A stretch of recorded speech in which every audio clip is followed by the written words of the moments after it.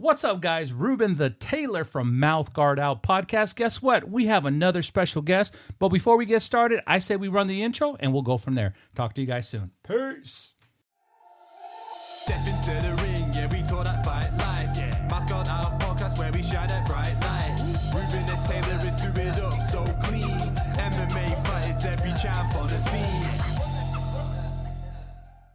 Nicci. Hi. How you doing? Good. What's How going are on? you? Thank you so much for coming. If you guys don't know, really quick, how do you pronounce your last name? Piscitelli. Piscitelli. Italian, correct? Yes, means little fish. Little fish. Yes. Pescado. There it is. See? There it is. I'm trying to use my Latin expertise here. Piscitelli, you are the chef and the owner of Elemental Fitness or Fit Meals. Fit Meals. Fit Yep. Meals. Sorry about that. Yes. It's okay. Thank you so much for coming. The reason why I have her here is because I don't know if you guys remember a couple podcasts ago, I had Brandon McCardle here. Yep. And he brought these meals that I'm like, bro, who in the hell? And sure enough, he said, Nicci, I think we gave you a shout out. We did a mini commercial and all that. And I reached out to Nicci, and Nicci's like, hell yeah, I want to be on there. Absolutely. Because one of the biggest things is we have a lot of athletes that come through here. We have fighters, boxers, Muay Thai. I do boxing and I do other type of sports as well. But in order to get there, it's not just about being strong and being fit. It's about the nutrition. It's about the nutrition, and it's about making sure that your brain works the right way, Exactly. So that's why when Brandon was talking about Nicci, and I'm like, what? What do you mean macros? What do you mean calories? What do you mean it's only 400? What do you mean? You see what I'm saying? And come to find out, once Brandon left, I started doing research. You know, I'm not saying I'm an expert at food or anything. So please, she's the expert. But the thing is I'm like, that makes sense. Yeah. That makes sense. I was talking to her earlier. I cycle. You know, I do the road bikes and everything. And I always noticed that my legs went out. It's called bonking. Yeah. Come to find out, I was depleting my glycogen. Like, I know what I'm talking about, right? Glycogen. That's a big word. But it was because I wasn't carbing up. Yeah. You see what I'm saying? So let's do this, guys. I'm already started, and I haven't even introduced her. But we got Nicci Piscitelli. And you are out of where? Technically Mission Viejo. Viejo. Yeah, South Orange County. South Orange County. How long you been there? Like 15 years. Oh, really? Yeah. Okay, cool. And then you are in the fight community as well, right? I am, yeah. I box. She's a box. Do you hear that, guys? I'm actually looking. We're trying to do an exhibition fight for me. Oh. I'm not saying that I'm going to fight Nicci now, but you know what I'm saying? We are looking because I am going to be starting a camp soon. So they want to do an exhibition fight. So what they want to do is my coaches, they want to do like a podcaster versus podcaster or somebody. I'm not trying to find... Wouldn't be for me, Yeah. but I'm sure we could find somebody. fitness during talking. I don't know. Hell yeah. How long have you been with Element? Obviously, it's your company. I know It is. yours. It's my company. I started it back in about 2018. Okay. Doing it strictly for myself. Okay. Just because I had tried other companies, Yeah. didn't like them. I Yeah. was already a chef. So I've been a chef for 25 years. Oh. Yeah. So I started off in restaurants, went Yeah. to culinary school, that whole bit. And then got real tired of working in restaurants Okay. and decided that I would do my own thing. Okay. So I was doing meal prep for myself, like I said, because I started boxing more competitively. I was thinking about taking an amateur fight, so I wanted to get really in shape. Are you amateur? I have not fought yet. Oh, got you. I've done some really good sparring sessions, but Okay. I think I'm a That's starting to sound kind of tempting here, right? We'll see. Yeah. I'm pretty sure she'd beat me. But and then I just started meal prepping for myself, and then slowly but surely had some friends that were like, "Oh, we're looking to, we're seeing the results that you're seeing. Like, Yeah. can we get some? Yeah. Sure, no big deal." That transferred into at 2019 taking it really seriously, Okay. and really forming the company, and then COVID happened, and that was like, sounds terrible for me to say. That's everybody's thing. COVID. You know what I'm saying? But it couldn't have been better for me. I know. Because nobody could go out. Absolutely. And so they were landlocked at home. Yeah. And I was, because of my company, I was allowed to go out and shop and do all those things. So I ended up being their sole provider for just everyday normal people too. And they didn't have to worry about indulging and gaining weight because, to be honest with you guys, my wife and I think we gained like 15, 20 pounds during COVID. Everybody did. You see what I'm saying? But so it wasn't just me, but No. you were providing a service to where, we're locked down for the next, we didn't know when. Yeah. You see what I'm saying? At least eat this so you don't, so you can get out of this the way you started. Exactly. And a lot of people, What? there was people that were, didn't want to go out. They were afraid Yeah. to go out. They didn't want to be around the public. So it was like, and then now what do? You Yeah. can't get food. You're like, so it was just made it easy for everybody. Yes. And that's when I really had a big bump in sales. Then the rest of it all started. Yeah. So I was really fortunate to get tied in with a sports management agency. Yes. Which now And we'll talk about that which here in we'll a talk second. about that. Yeah. And like I said, the ball just kind of kept rolling from there. My boyfriend obviously fights professionally, so he uses my services, and he started really Does he get pushing them me. for free because he's your boyfriend? He does. But that's how I got tied in with Sub Fighter MMA Yes. up in Laguna Hills, and that's how I met Brandon. That's and Brandon's gym. Yes. So that's how I met everyone at Sub Fighter. Okay. That's my gym now. That's where I train out of also. But like I said, great facility, great group of guys and gals. I shouldn't say just guys. Well, I mean, guys is universal. Guys is you know what I'm universal, saying? yeah. If I call you, hey guys, come over here. Yeah. You'd be like, would you call me? Yeah. All right. No, I get it. But there's a great community there. Now, as far as, and the reason I'm saying this, because I get excited every time I open up your meal. And the reason being, and let me grab one real quick. Let me give me a second. Put this one. Every time I grab a meal, I don't just open and eat it. I'm actually reading the label. That's If you one guys of the want- things that sets me apart from most meal prep companies Yes. is that I do a full USDA label. Yeah. So I'm very transparent about what Yep. I put in the food. I Yeah. want you to know. Athletes need to know what they're putting in their body. Yes. Everybody does. But it's specifically athletes, especially if they're going to get tested. Yeah. And I have a lot of professional athletes in other, Yeah. sports that do get tested, and it's a big deal. Now, the great thing about it, too, is you actually have a barcode here, too. So Yeah. you can actually scan it, and it'll actually tell you the nutrients. So if you Yeah. don't want, like, for example, I wear glasses. So sometimes I'm like, okay, hold on. What does Yeah. this say? That makes sense. So I'll take a picture, but you can scan it, and it'll You take can scan you it, there. it'll take you to the website, it'll show you Yeah. everything. And how do you now? I'm freaking out here, guys, because I don't know about food. My whole thing is the less I eat, the more weight I lose. It's not that in my case. There's a science to it. So Yeah, there is. at the end of the day, Yeah. you're right. If you eat less calories, you are going to lose weight. Yeah. But that could be dangerous too. It can be if you do it the wrong way. Yeah, and that's exactly what I was doing. And know I what I mean? told her earlier is I cycle. So not only do I box, I cycle. So I'd cycle because it's low impact for me. But one thing I noticed that I was bonking. I was running out of energy. I'm like, why? Why? I had an energy bar. You see what I'm saying? No. Not the same. It's not the same. So the glycogen that was coming out of my legs, it was my nutrients, and my body was like, hey, you ran out. Yeah. And that's why I kept bonking. And then what I told her earlier is the other day I went on a 40-mile ride, and I said, you know what? Let me do a pre-meal. And I had the one with the rice with the sweet potatoes and the chicken. Oh, yeah. Oh, my God. Now, with all due respect, what I like to do is I'll take a picture and I'll upload it to ChatGPT. Yeah. And then I'll tell ChatGPT, is this a good pre-workout meal or It said, perfect. You have the right amount of carbs, the right amount of protein, blah, blah. Right. I'm like, oh my gosh. So now because of you, I'm more excited to eat now. That's the whole point of this. Yes. The whole point of what I do Yes. is getting people excited about eating healthy. Absolutely. It doesn't have to be terrible. Honestly, it doesn't feel healthy. Well, It doesn't. And that's because I've been to culinary school and was Exactly. a chef for a long time, and I made really gluttonous food Yeah. for a very long time. So I transitioned it from how can we make it approachable Absolutely. and healthy and Not sustainable. scary. Well, not scary, but it has to be sustainable. Yeah.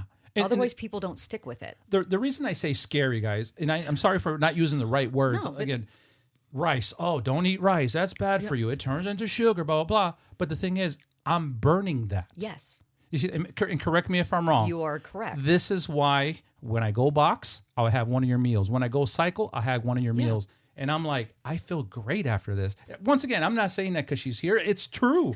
That makes sense. I've lost a lot of poundage. My wife has lost too. But the thing is, now that I've lost I think it's 24 pounds since I've. Good If you job. watch some of my old Congratulations. episodes, you'd be like, "Whoa, who in the hell is this guy?" So I have lost, and now that I'm on that trajectory, knowing what I eat, how I work out consistently, I like implementing this. Yeah. That makes sense because it's not scary to eat. It's not scary to eat. It's approachable. It's Yes. delicious. I like that word, approachable. It's approachable food. Yes. Like I said, a lot of the stuff that I do, it's recognizable. You Yes. can, you look and go, oh, there's meatloaf. It's Yeah. things that people have had. Oh, it's barbecue chicken and mac and cheese. Yes. It's protein mac and cheese. Yes. But it's like, it's things that people recognize Uh-huh. that are just made a little healthier. Okay. So there's other companies out there that just do, Yes. chicken, rice, broccoli, no sauce, nothing. Yeah. Everything I do comes with a sauce. It has flavor. The whole point is that it's God. supposed to be something that you want to eat every day. Again, Yeah. sustainable. It Yes. has to be something that you're going to consistently do.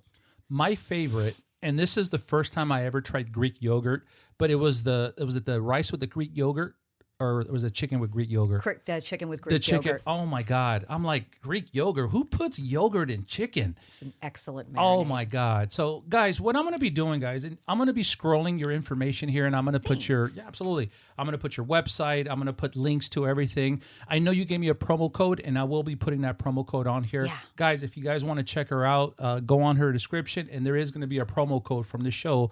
So if you guys want to check her out and all that. Now, as far as not everybody is an athlete. Yeah. Okay. So not everybody's, well, I'm not an athlete. You know what I'm saying? Because they see fit meals. Is this a good meal for people that are just everyday living, that go to work, they come back? Everyday people. Here's the thing. Yes. When you go on the website, there are ones that I would say are more geared Okay. towards maybe athletes. And that's because if you look at the actual little icons on there, Yes. it'll say high protein. That's usually what I Yes. tell the athletes to gear themselves towards. Got you. But anything on my website, even desserts, I think the minimum protein content is like 34 grams of protein in a serving. Yes. Like if you look at that, it's like 50 grams. This is a breakfast, right? Yeah, it's pancakes. Yeah. 50 grams of Guys, protein. pancakes. You see what I'm saying? But that's what I'm saying. You can have pancakes, you can have all the fun stuff. Yeah. You just have to do it the right way. Do it the right way. And so everyday people, 50% of my clients are Yeah. normal everyday people. Yes. They go on the website, they want to eat healthy, they don't want to have to worry, or they maybe cook healthy for themselves at Yeah. home, but they have a significant other or Yeah. kids or whatever, and they want to make sure that they have backup food in case Yeah. whatever goes on. They want to be able to have something healthy in the freezer as opposed to pulling out a frozen pizza. Absolutely. So that's, again, and then the other half of my clients are pro athletes. Yeah. Now, as far as I love meat. I'll eat chicken. I'll eat beef. I'll eat whatever. Fish. I had your fish one the other day. What if people don't eat meat? Vegetarians, or you know what? I'm sick, so I have to stick to a strict diet. Do you have something like that for them? So I used to in the past do vegan and vegetarian. Okay. I don't anymore. Okay. There's so many other companies out there that do it Got and it. do it well. Yeah. It's just not what I'm geared towards. Okay. If you go on the website, and this is another thing that that does set me apart from most meal prep companies, the amount of options that are available daily to order. Okay. It is not here's the menu being released this week. There's Yes. 10 items to pick from. There's over 85 options that you have to pick from every time you order. Yes. For me to also do vegan and vegetarian food on top of that, it's too much for me. I'm just Okay. going to be honest. Just pick out the chicken, right? Eat the rest. Either that, or like I said, I'm not trying to hoard Yeah. business. There's plenty of other companies out there that do Okay. vegan and vegetarian food that do it really well. And Okay. if that's your thing, do it. Are you strictly towards athletes? And I know I say that because I call her the MMA chef. I just say that because of Brandon. Everyday people order from me. Like I said, it's a 50-50 split. Yeah. So I've got regular everyday people that go on there and order, no big deal.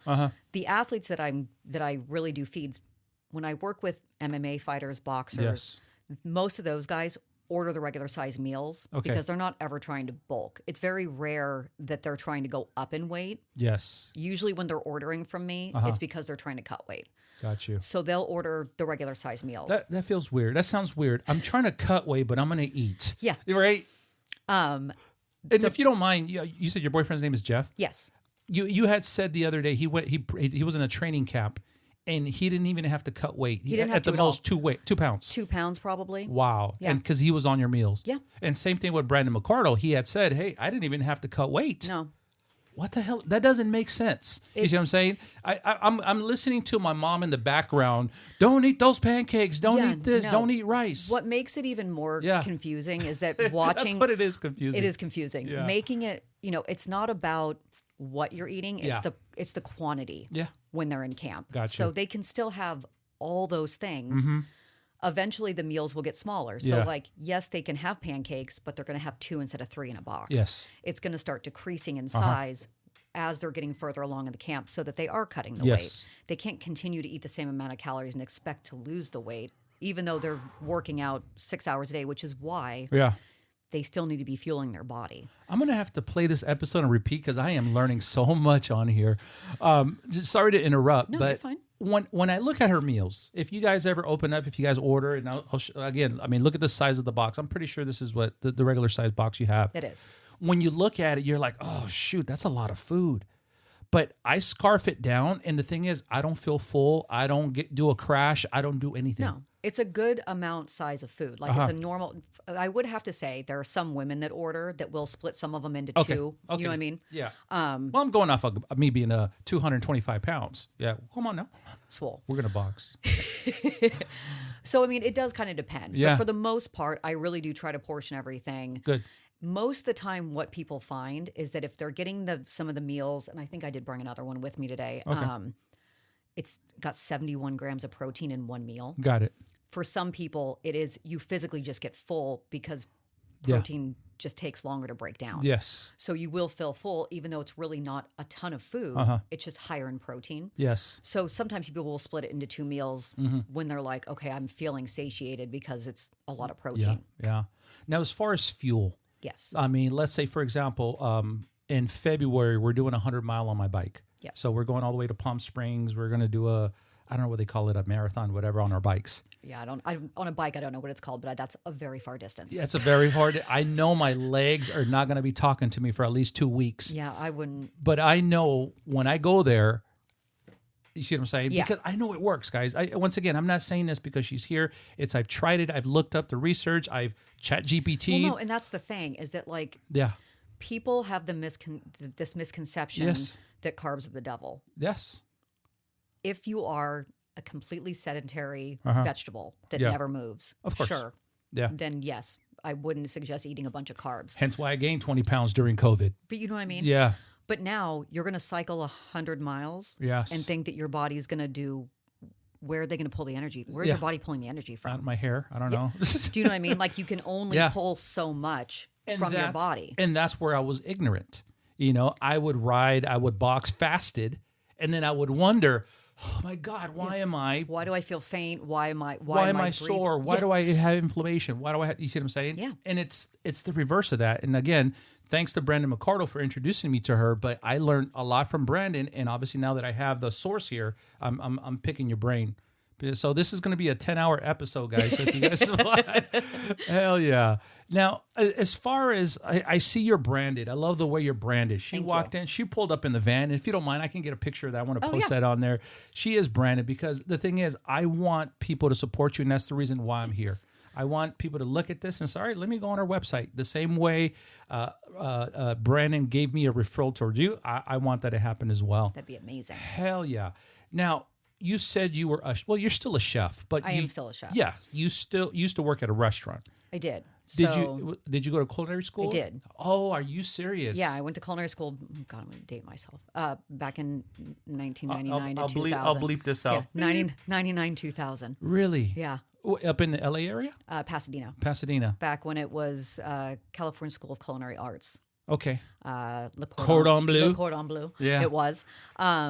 Since then, I remember those disbanded. commercials. Cordon I know. Bleu. And it was, I laugh. I think back now about when I went through all that. I was so nervous. Yeah.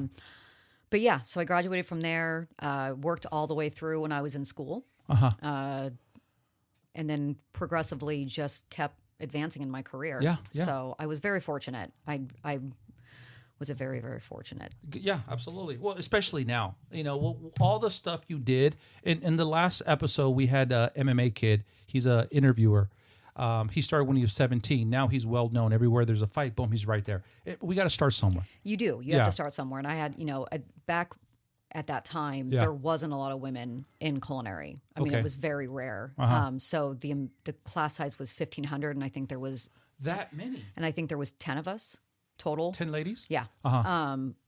Now it's you can turn on the TV and you can go anywhere and see Hell's Kitchen. Yeah. Right. I actually got no cast way. For that. I did. The very first season they came around to the culinary school and they said we're looking for some bitchy, opinionated bossy, and they directed them to go see me in the. I'm not calling her bitchy, but because she's boxes. I mean, you have to have some type of attitude. Self-proclaimed. I had super attitude. I was running the fine dining restaurant at the time. I was in the last part of my rotation in culinary school, and they said, "Oh, there's this girl. If that's what you're looking for, this is who you want to cast." Wow. And so I went, did the audition. Yes. And then I went back to the school and I talked to like some chefs that were like mentors of mine, and they were like, "Nicci, don't do that. They're gonna edit you to look like a crazy person. You'll never get hired anywhere." That's called fake news. All right. And I was like, "What do you mean?" And then I thought back to the audition process and the questions they were asking me. Okay. And I was like, "Oh yeah, they are. They're going to make me the villain." Of course. So I was like, "That's probably not the best bet." So I did. We were down to signing paperwork. Like they want. You were really close to being on the show. Oh yeah, no, Oh my God. I was going to sign papers. Like I was ready. Oh God. Yeah. I look back now and I'm like, I'm so glad I didn't do that. And then I did audition for Top Chef multiple times too, and I always made it in the top. Like I missed it by one, 3 seasons in a row. You know what? That's okay. Not meant to be. You're here it's now. Okay. You're I'm here here now. doing what I'm supposed to be doing. Yeah. And I'm thankful for it. Yeah. So it made me the chef that I am. Now, after you graduated, Yes. what I don't know if it's called a specialty, but what did you specialize in? Were you an Italian restaurant? Were you? I mean, So right out of school, I I say Italian because she's Italian. I am Italian. Right out of school, I did actually go work for Buca di Beppo. No way. I did. Yeah, that was my first real corporate job. So I trained in Redondo Beach. Okay. That's where they're like, it was closest to Pasadena. So you've been in North County almost all your life. Was the 15 years you've been here? I was born and raised in Orange County, Okay. moved to Pasadena to go to culinary school. Okay. Then ended up in San Diego because that's where Buca di Beppo sent me. After I you. did my training, I ended up I ran the gas lamp location. Good. Yeah, which was A bunch of drunk people there, right? it was, and the drunk people I could get behind. It was Okay. Comic-Con was what killed me. Oh, that's right. Comic-Con is what killed me. Did that for almost 3 years and then got recruited. Some recruiters from California Pizza Kitchen came in and sat at the kitchen table, which is like at Buca di Beppo. You can reserve that in the kitchen and like watch them cook. Oh, so that's true. It It's is like the true. Italian movies. They It always is, yeah. So that there's is like awesome. there's like one table that seats 6 people that you can actually sit in there and watch the chef and watch the whole kitchen Wow. and see the whole thing. Yeah. It's like your mini hill kitchen, right? Totally. Yeah. And so it just happened to be one of those nights where kind of shit was kind of hitting the fan. Yeah. And I held it together and got everybody all back where they're supposed to be. And they pulled me aside after and they're like, if you're ever looking to like not be here, Yeah. we would love to. Ooh, they were poaching you. They did. And they did poach me. Oh, they did you? They did poach me. Yeah. They did. Yeah. Talk to me outside real quick. They did. Yeah. Yeah. They showed me the money. That's good. And so I left Buca, went to CPK, trained in San Diego, worked in San Diego shortly, and then they moved me to downtown Los Angeles. Got you. Now, again, I'm speaking out of ignorance here. Were you a chef, a sous chef? What's the difference? Okay. So in corporate world, it's a little different. Okay. It depends on what kind of corporation you're working Yeah. for. So I've been where they call you like an executive kitchen manager. Okay, I never heard of that one. Yeah. Or you could be a kitchen manager, or you could be, a lead. Okay. Or I've worked for places like Del Frisco's Grill, where yes, I was an executive chef. I've heard of that one, executive chef. Yeah. I've been a sous chef. When I was in culinary school, I worked at an Italian place right across from the school. I started as a dishwasher because I'd never worked in a restaurant before. Yeah. Made my way up to prep cook, then to a line cook, Wow. then turned into the sous chef, and that was directly underneath the owner of the restaurant. And I ended up running basically, I was a sous chef, but he started just taking nights off and going and sitting at the bar, and I just ran everything. Wow. Have you ever always loved food, or Loved is food it as a kid. okay? Is that what it is? Loved food as a Is kid. it it the Italian in you? Well, it's partially that. I think, culturally, my family, Yeah. that was a big thing. Anything we celebrated with food. Yeah. Every time we did anything together, it was around food. But I'm also just internally a little fat kid, and I love food. Yeah, I love yeah. to eat. I Yeah. love everything about food. I mean, because again, I'm not trying to compare it to a mechanic. You got mechanics that don't love cars. Yeah, I'm like, no, dude, for sure. You got cooks that don't like food. That's true. And I guess there's a difference between, I'm going to But then it's a job for them. And it's a job. And for me, what I do, I Yeah. love what I do every single day. I think that it translates into the food that I make. Yes. There's a big difference between people that do it because they have to versus because they want to. Yeah. I'm constantly creating new dishes. I go out to eat all the time, and I'm like, okay, how can I make this healthier? How can I take this and make it translate into meal prep and make it so that people want to eat it? And so it's food is my life. It's all I do 24/7. This company is my life, and I love it. I know. I see it. I see it a lot. And then as far as, let's say, for example, Nicci, I want bistec a la Florentina. Okay. Okay. You're not. There's a science behind that, right? As far as the olive oil, And there is. So and that's the big difference is when you're making meal prep, it's learning how you can switch out ingredients and still get the flavor to be there and still get the nutrients to be there. Got it. So a lot of the times when people go out to eat, like let's say you go to a really nice steakhouse and you're like, I don't understand why when I cook steak at home, it doesn't taste the same. It doesn't taste the same. Right? And it's not a different cow. No, it's not. It's not. And I went through this with my father for years. Yeah, So my dad yeah. is the grill master, and all of his brothers, they all love to grill, right? And they're like, why is it when you come up here and cook, why is it that the steak tastes different? Same grill, same meat, everything, but you're just touching it, right? And I go, well, because I watch you guys. You know what I mean? Like, so now, mind you, this is not meal prep. This is what I'm talking like when we're feeding the family, having a good time. Yeah. I go, I'm watching you season your steak.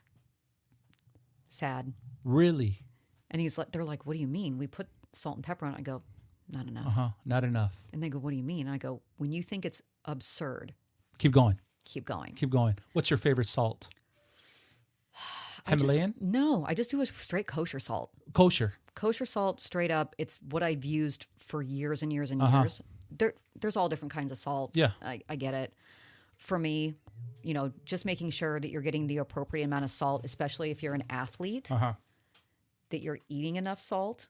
There's a lot of people that are afraid of salt. Yes. As an athlete, you need salt. Do not be afraid. So when you say that, you know who I think of? Runners. Yes. Yeah, marathon runners. Yeah. They need a lot of salt. yeah, they need a lot of salt. I mean, same thing. You're cycling 100 miles. Yeah. Like, Is that why I have those little white things on my glasses? I'm like, what the hell? Was it raining? Did I go through a mud puddle or something? right. Wow. But yeah, so there's just certain things. So when I'm out, and I try something, Yeah. That, and of course, when you go to a steakhouse, they're going to cover it in butter, Yeah. right? It's salt Oh. and butter. Those are the Yes. two things. Yeah. So a lot of the time, what I do is, you can go online and you can see on my website. I do, cowboy butter steak.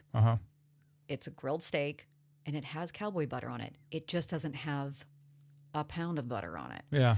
It has a half an ounce, which Okay. you're still going to get the flavor from. It's just not an absurd amount. Gotcha. You know what I mean? Like, Yeah. there's ways that you can still fit things in Yes. and make them delicious and not make them taste like cardboard. Yeah, absolutely. and I'm serious. A lot of times we think, I have to eat healthy. I have to cut this. And all your food just tastes bland. And that's why people, I don't want to say quit their diets, but they're like, But that's what the thing. It's not sustainable. Yes. When it doesn't taste good, Yeah. you're not going to stick with it. because you said cardboard. I'm like, yep, I know exactly what You you're know what I talking mean? about. That I marinate all my meat. I Yeah. brine all my chicken. Everything I do has intent. There's an intention behind it. Okay. One, because I know you're going to have to reheat it, which is super important. Because if you're reheating something that doesn't have any sort of brine or moisture in it, Yeah. it's going to turn into cardboard. And also, people don't like to look at the instructions, or they do look at the instructions. It says cook it for 2 minutes, and they're like, 5 sounds better. Yeah. So they overcook everything. So I make sure that everything in the box intentionally, like I undercook the vegetables a little Okay. bit. Everything, knowing that you're going to have to reheat it. Yes. You know what I mean? There's method behind all of it. Now, speaking of methods, or let's call it science, do you weigh Everything. Really? Every single box that is how I know exactly what the macro breakdown is. Gotcha. If I don't weigh it, We'll talk about macros. I don't know about macros, but then I don't know. I can't guarantee the calories are going to come out the same. got you. Now, as far like for example, I had the sweet potatoes and the rice and the chicken the other day. The proportion looks a lot, but it's you saying this is what your body needs, or this is the amount, or this is what I try to do is I always start with protein in mind. okay. Right. So it's very important. Most people undershoot the amount of protein just on an everyday Joe. Well, one of them had 67 grams of protein. I'm like, damn, that's a lot of protein. Well, it's good. You think that it is, but you have to remember a lot of people are like, oh, well, that's all I'm going to eat today. Yes. Some people do that. That's me. Then you're undershooting how much you're supposed to have. Yeah. You know what I mean? Like, conservatively, you should have like 0.8 grams of protein per pound that you weigh. See, now you're speaking science here. I'm listening. But you know what I mean? I believe you. And so Yeah. that's, if you shoot for hitting just that goal alone, Yes. then you really don't have to count calories, because if you're really eating that much protein in a Yes. day, your body will feel full. You won't have to be like, oh, I need to snack. It just happens. Again, it's just one of those situations where people undershoot it on a daily basis. Gotcha. So it's really super important that you get enough protein in. Then I look and go, okay, you can't just have protein and carbs. Yes. Not fun. Yeah. Also, there's other nutrients that come from vegetables, something green. You know what I mean? People don't like, I get a lot of athletes that are like, I only eat meat and potatoes. Yes. I don't eat vegetables. And I'm like, but there's other micronutrients that are in there that don't help with just body function, but brain function. Yes. And that's been the biggest thing that I've noticed with the fighters that stopped doing bro science type diets where it's like, oh, I'll just eat iceberg lettuce with, a side of white rice to cut weight. Yeah. You get to the point where not only are you obviously in a deficit because you are cutting weight, but now your brain's not working. And you do need your brain to work because you need to make quick snap judgments. No, absolutely. Do you lose muscle as well? If they continue to keep their protein level up, no. Okay. And that's the thing, is that I really make sure as we are going through their camps, the protein level stays high. The other things start to shrink down. Okay. Again, so that they are not losing muscle mass. Gotcha. And also, again, you want to make sure you're having fat, carbs, protein. Yeah. Those are the things that in unison make your brain work. I get it. I get it. You know what I mean? Yeah, hell yeah. Now, I know you said that in 2018 you started meal prepping. I think that's when the whole meal preps phase came along. It did. Everybody, meal prepping. Well, and that was, it was kind of before, like, Factor wasn't really a thing yet. Yeah. I'm trying to think of who it was. There was a couple other companies that were kind of readily available, like they ship anywhere. Yeah. And I did. So I ordered from both of those. I was like, let me see. Maybe this will just be the fix for me. And I can, still work full time and then I don't have to worry about making my food. No, I was like, and maybe for me, because I am a chef, I was like, I can't eat this. This is going to be laborious and I don't want it to be a chore. I just want it to be easy. So then I was like, I can do that better. Okay. And then I should just do it better. Yes. And that's when I kind of committed. And I was already working in a concept at that point that was geared more towards healthy eating. Yes. So I kind of had transitioned out of like the really gluttonous side of food. And I was kind of transitioning into a healthier concept even where I was working. So it made it easier for me. Wow. Now, I'm looking at your logo, and I've been staring at your logo because obviously they've been in the fridge the whole time. Now, correct me if I'm wrong. I put some theory into your logo. Yes. The red is the meat. The green is the vegetables.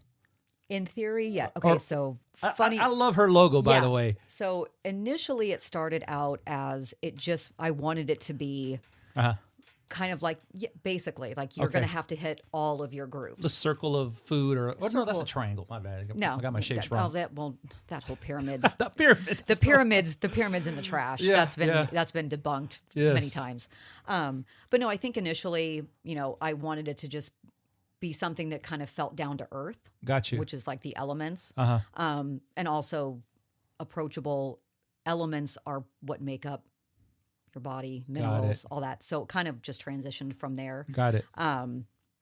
And that's kind of how it went. Oh, okay. From the beginning. I thought there was like, okay, oh, she has red for me, green for vegetables. Initially, I mean, you can take that one, dude. It used to have, right? It used to have like the little earth, wind sign, like all the signs in it. It used to be embedded inside it, like as a lighter tone. Yeah. And then a printer steered me clear of that. Yeah. The first time I went to print my logo, he was like, "Do you want to pay $1 million every time you print stuff?" I'm like, "What do you mean?" He's like, "Do you know how many colors that is?" Yeah. I'm like, "Oh." He was like, "Yeah, get rid of those little things. You already have enough colors." I was like, "Got it." The reason I say that, because she walks in, she has the hoodie. If you want to show the hood, that's a sick ass hoodie, by the way. Yeah, she has the hoodie. She has the water bottle. I don't know if that's a water bottle or whatever. Sippy cup, yeah. The sippy cup. I call my sippy cup. She had that big old Hermes bag, right? Yeah. A little Gucci bag. I'm like, she's just, and then her vehicle is just branded. So I love that. Even when my wife saw her, it's like, I love your branding. I love your branding. Thank you. Absolutely, absolutely. Now, as far as you being discovered, and again, please don't take that as offense.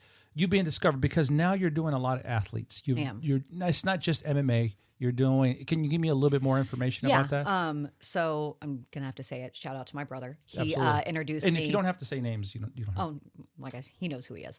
I only have one. So I was introduced to a personal trainer that was working for a sports management agency at the time. Okay.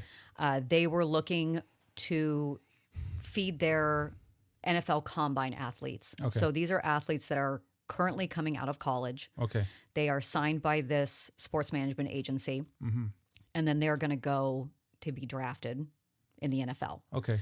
There is a 3-month window leading up to when they go to the combine, the NFL combine, which is where they do basically position specific, show off. They want to tout their skills. Yeah.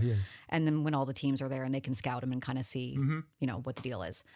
Leading up to that, this camp is basically 2.5 months of them doing position specific training to show well at the combine. You were just at one a couple weeks ago or a couple months ago, right? Yeah. Yeah. So I do an NFL combine starting. Well, I've already got clients that are here, starting Monday, which will go all the way through this Monday or next Monday. This Monday coming up. Okay, so for the new year. New year. Oh, she's already booked. Yeah. Yeah. So they're roughly, I think we're going to have a total of between 19 and 25 athletes that are at this combine camp.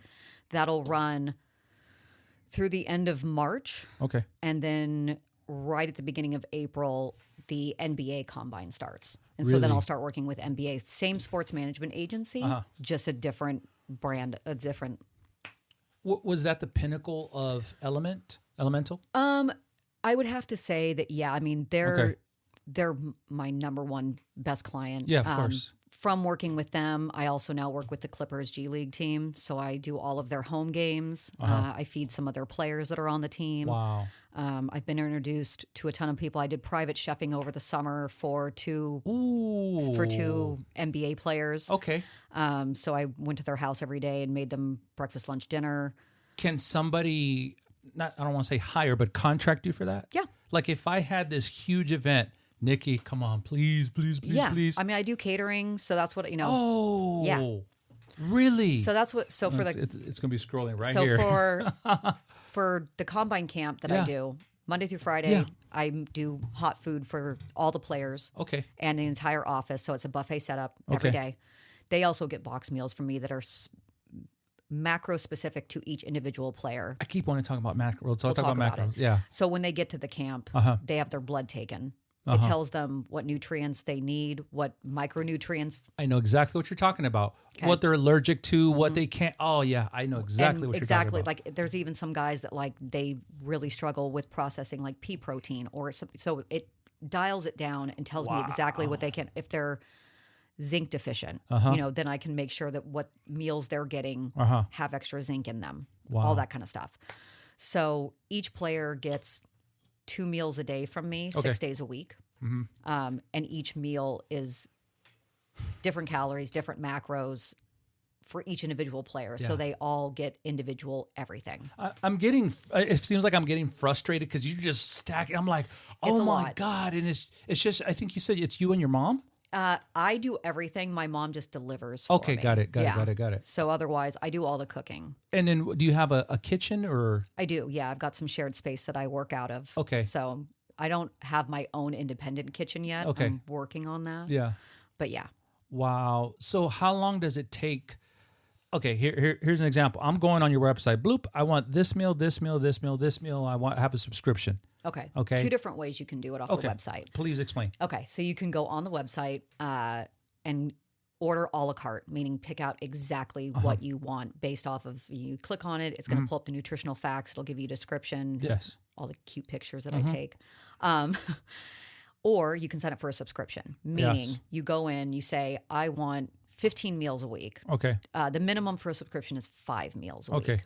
So you can get 5 meals, 10, you can pick your number, pick it anywhere, up to 30. It'll then ask you some questions about what you will and won't eat. So let's say you don't eat shellfish. Okay. You can say no shellfish. Then it'll ask you, do you have any allergies? You know, is there a certain diet you're looking to kind of lean towards? Mind you, I'm a athlete and a cyclist. Perfect.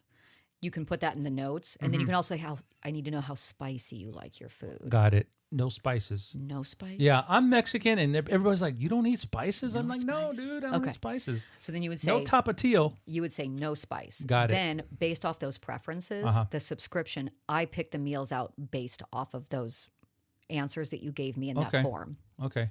What I always tell people, unless it's someone that I personally know... that's ordering me from me for the first time. What I always tell new clients is before you do a subscription, unless you're someone that's just like, I'm game to eat anything. Yeah. Like there are people that I have that are just like, send me whatever. If you're somewhat of a picky eater or like have certain preferences, I would say go on the website the first time, pick out things that you know are already like, oh, I think I'm going to like that. Like that's what I usually eat. Got you. Then... after you eat those, then sign up for a subscription. And that way I can look at your past history and see what you've ordered. Okay. And again, you can reach out to me at any time. I'm the only person that does everything. Wow. So it's like, you can text me and be like, you know what? I've decided I hate green beans now. Yeah. Please don't give me those. Oh, I love those green beans. I love the green beans and was it Brussels sprouts? I do broccoli. I do a really good like Italian squash. What is that one vegetable that asparagus? I just had one with asparagus the other day. Absolutely. And the reason I say that is I'm doing the 100-miler in February. So I want to prep at least 2 weeks prior to that, and just I would say yeah. Because right now, we're doing 30. Like today, we're supposed to do a 10-mile, but it rained this morning. So we're like, okay, we'll do it tomorrow. So tomorrow I'm going to do a 15, 20-miler. But I want to not train as an athlete. I'm not an athlete, guys. I just love being on my bike. You see what I'm saying? Yeah. And I like boxing. But since I'm doing the 100-mile, now I have to think like an adult. Well, that's also just mentally. It's a mindset you have to get into. Yeah. You know what I mean? Like that. It's not just about your body. That's mentally. That's a commitment. I've never done 100 miles. Never. I wouldn't wish that upon anybody. That sounds terrible to me. You know what it is? Is I hang out with the wrong people. That's what it is. I mean, all these guys, I always say, guys, you're a bad influence. I have a nice bike, but they're like, oh, you need this on your bike. And these parts aren't cheap, by the way. Oh, of course. No, they never are. The stuff that everyone wants you to have, they're always real expensive. I got to keep up with the Joneses, but I always tell these guys, hey, you guys are bad influences. But at the same time, like, for example, a couple weeks ago, I've had my bike for 5 years. I went on a 30-mile ride. I couldn't walk the next day. The guys were like, you need your bike fitted.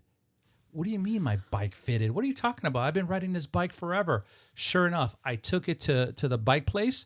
I spent 2 hours with the guy. I rode the bike. It was like a brand new bike. I'm telling you, not the same. Okay, so I've never claimed. I will never do a distance thing. But years ago, I went with some friends to Sedona, Arizona, and we rode mountain bikes. There you go. Now, again, I am not like an app. Fine. Sure. Call you a hobbyist. Hobbyist as being novice, gentle. So here we go. Like, I think we ended up doing like 15 miles. Okay.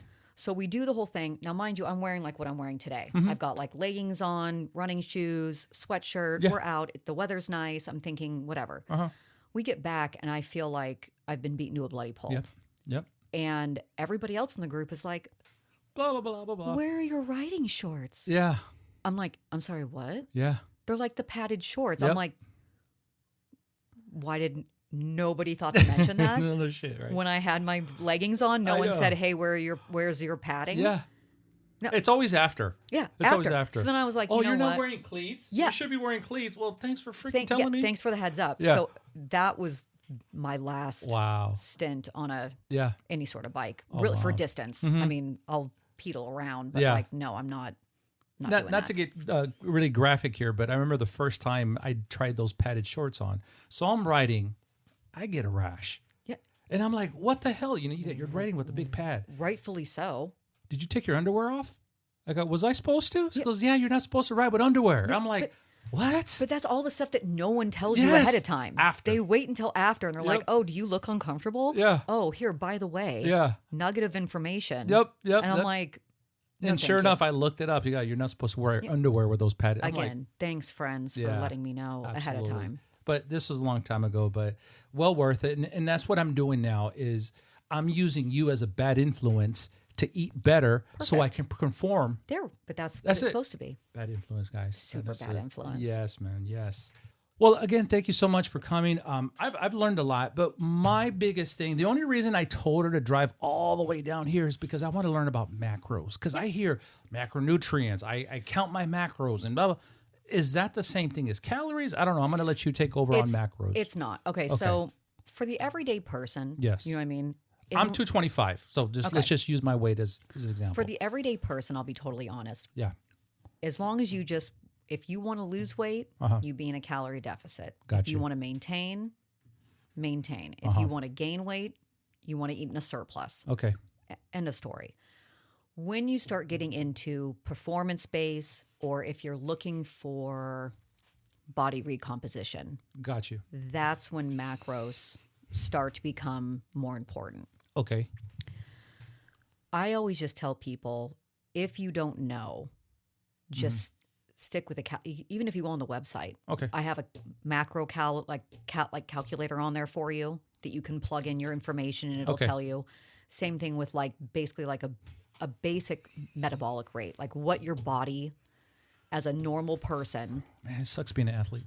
Yeah. So like if you go in and say, okay, I'm 225, I'm this tall, I'm this age, Okay. and I'm this active. And again, you have to be honest. Yeah. Some people like to cheat and they're like, oh, I'm super active. I work out every day. It's Oh like, my God, I run 20 miles a day. no, you No, you don't. don't. Be honest. And it'll tell you, within reason, without Mm-hmm. having blood work done, really what like your body at a baseline burns Mm-hmm.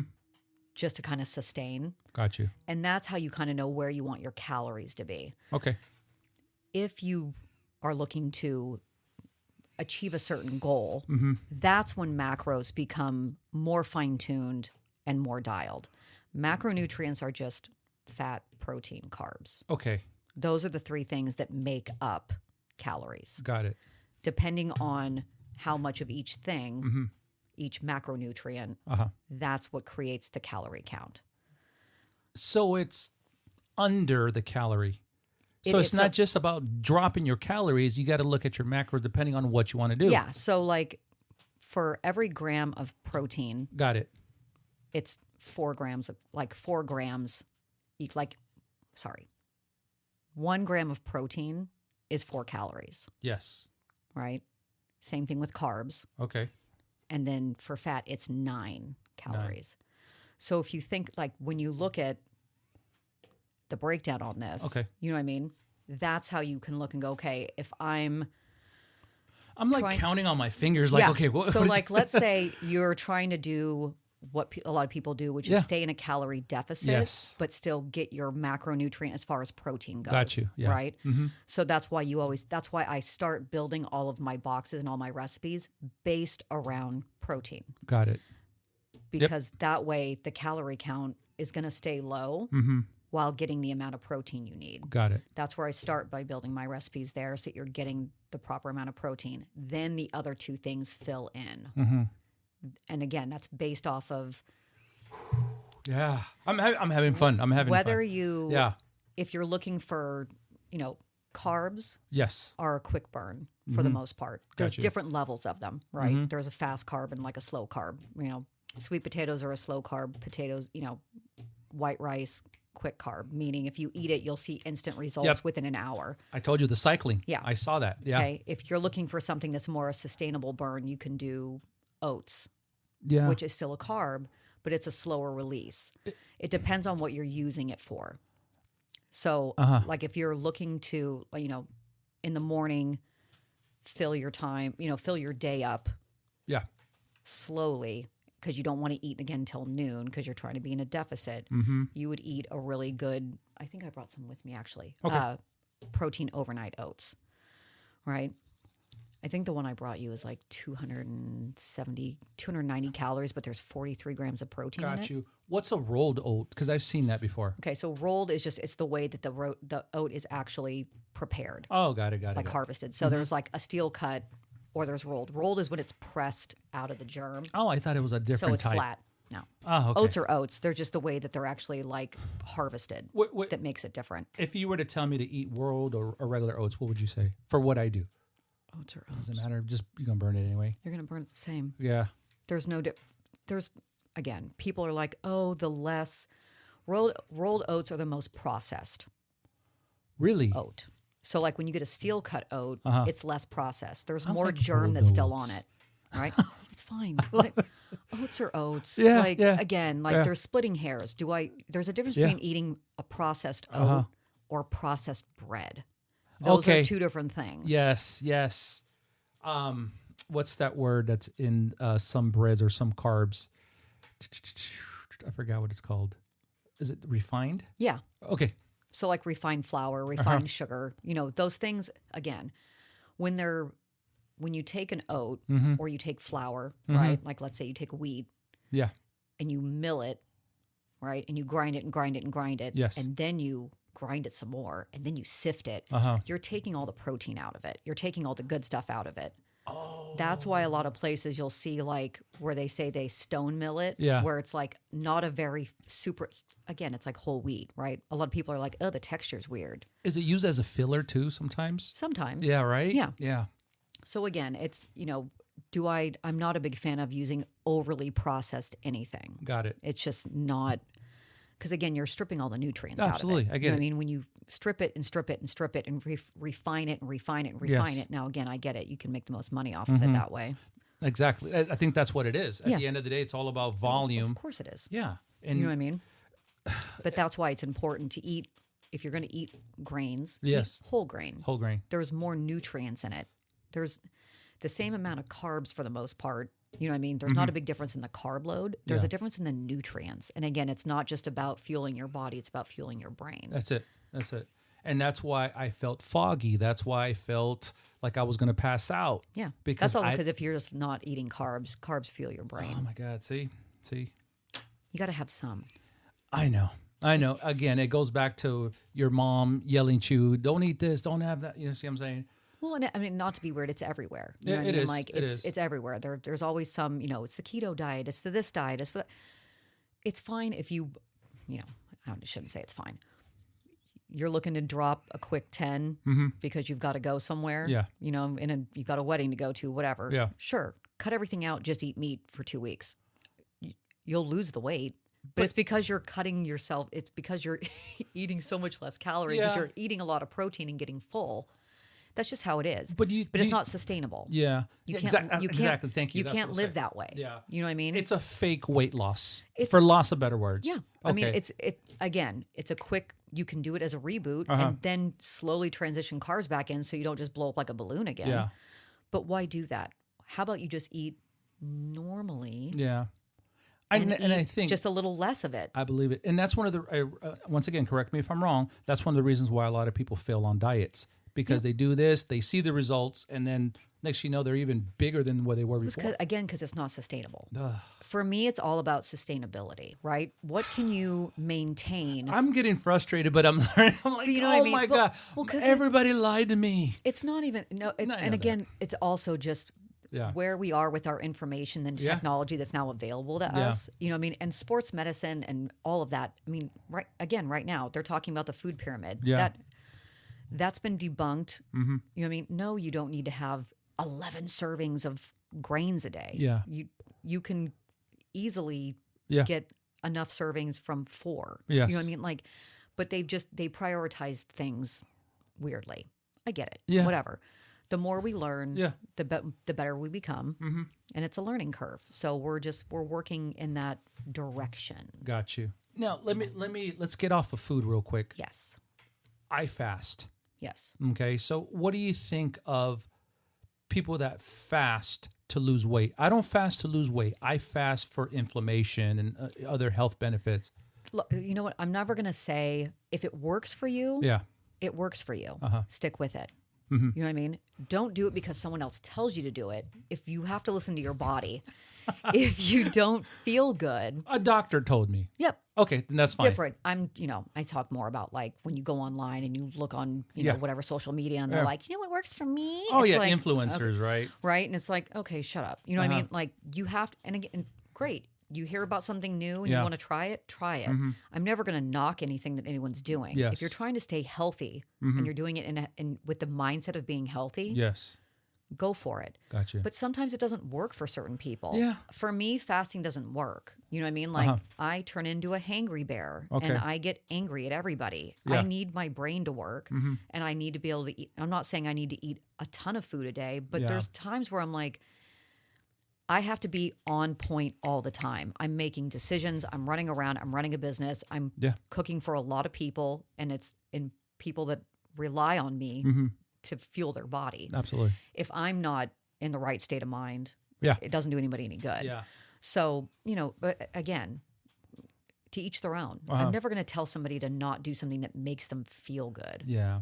Have you ever had an argument with somebody? No, it's not because of what they saw on YouTube or Google, or whatever. Sure. And and again, you know, you can lead a horse to water, but you can't make them drink. Absolutely. I've gone through, some arguments with some people and whatever they choose to do. You know what I mean? Whatever makes them happy. That's exactly what I say. I'm not going to argue with people anymore. Yeah. It's like you can listen to me or you don't have to. You know, I've had plenty of people, but again, what I always say is, okay, well then ask the athletes. Yeah. Ask the guys that didn't have to cut weight. Yeah. Ask, look at my football players that told me in the beginning of camp they didn't want to ever eat a piece of vegetable. Yeah. And now they're 30 pounds down and they're leaner than they've ever been. Yeah. And you know what? They're humoring me and they're eating 4 pieces of broccoli. Yeah. I don't know. It's one of those things where it's just you have to get to that point where Got you. I don't know. Like I said, I want everybody to live their healthy life in the way that makes them feel good.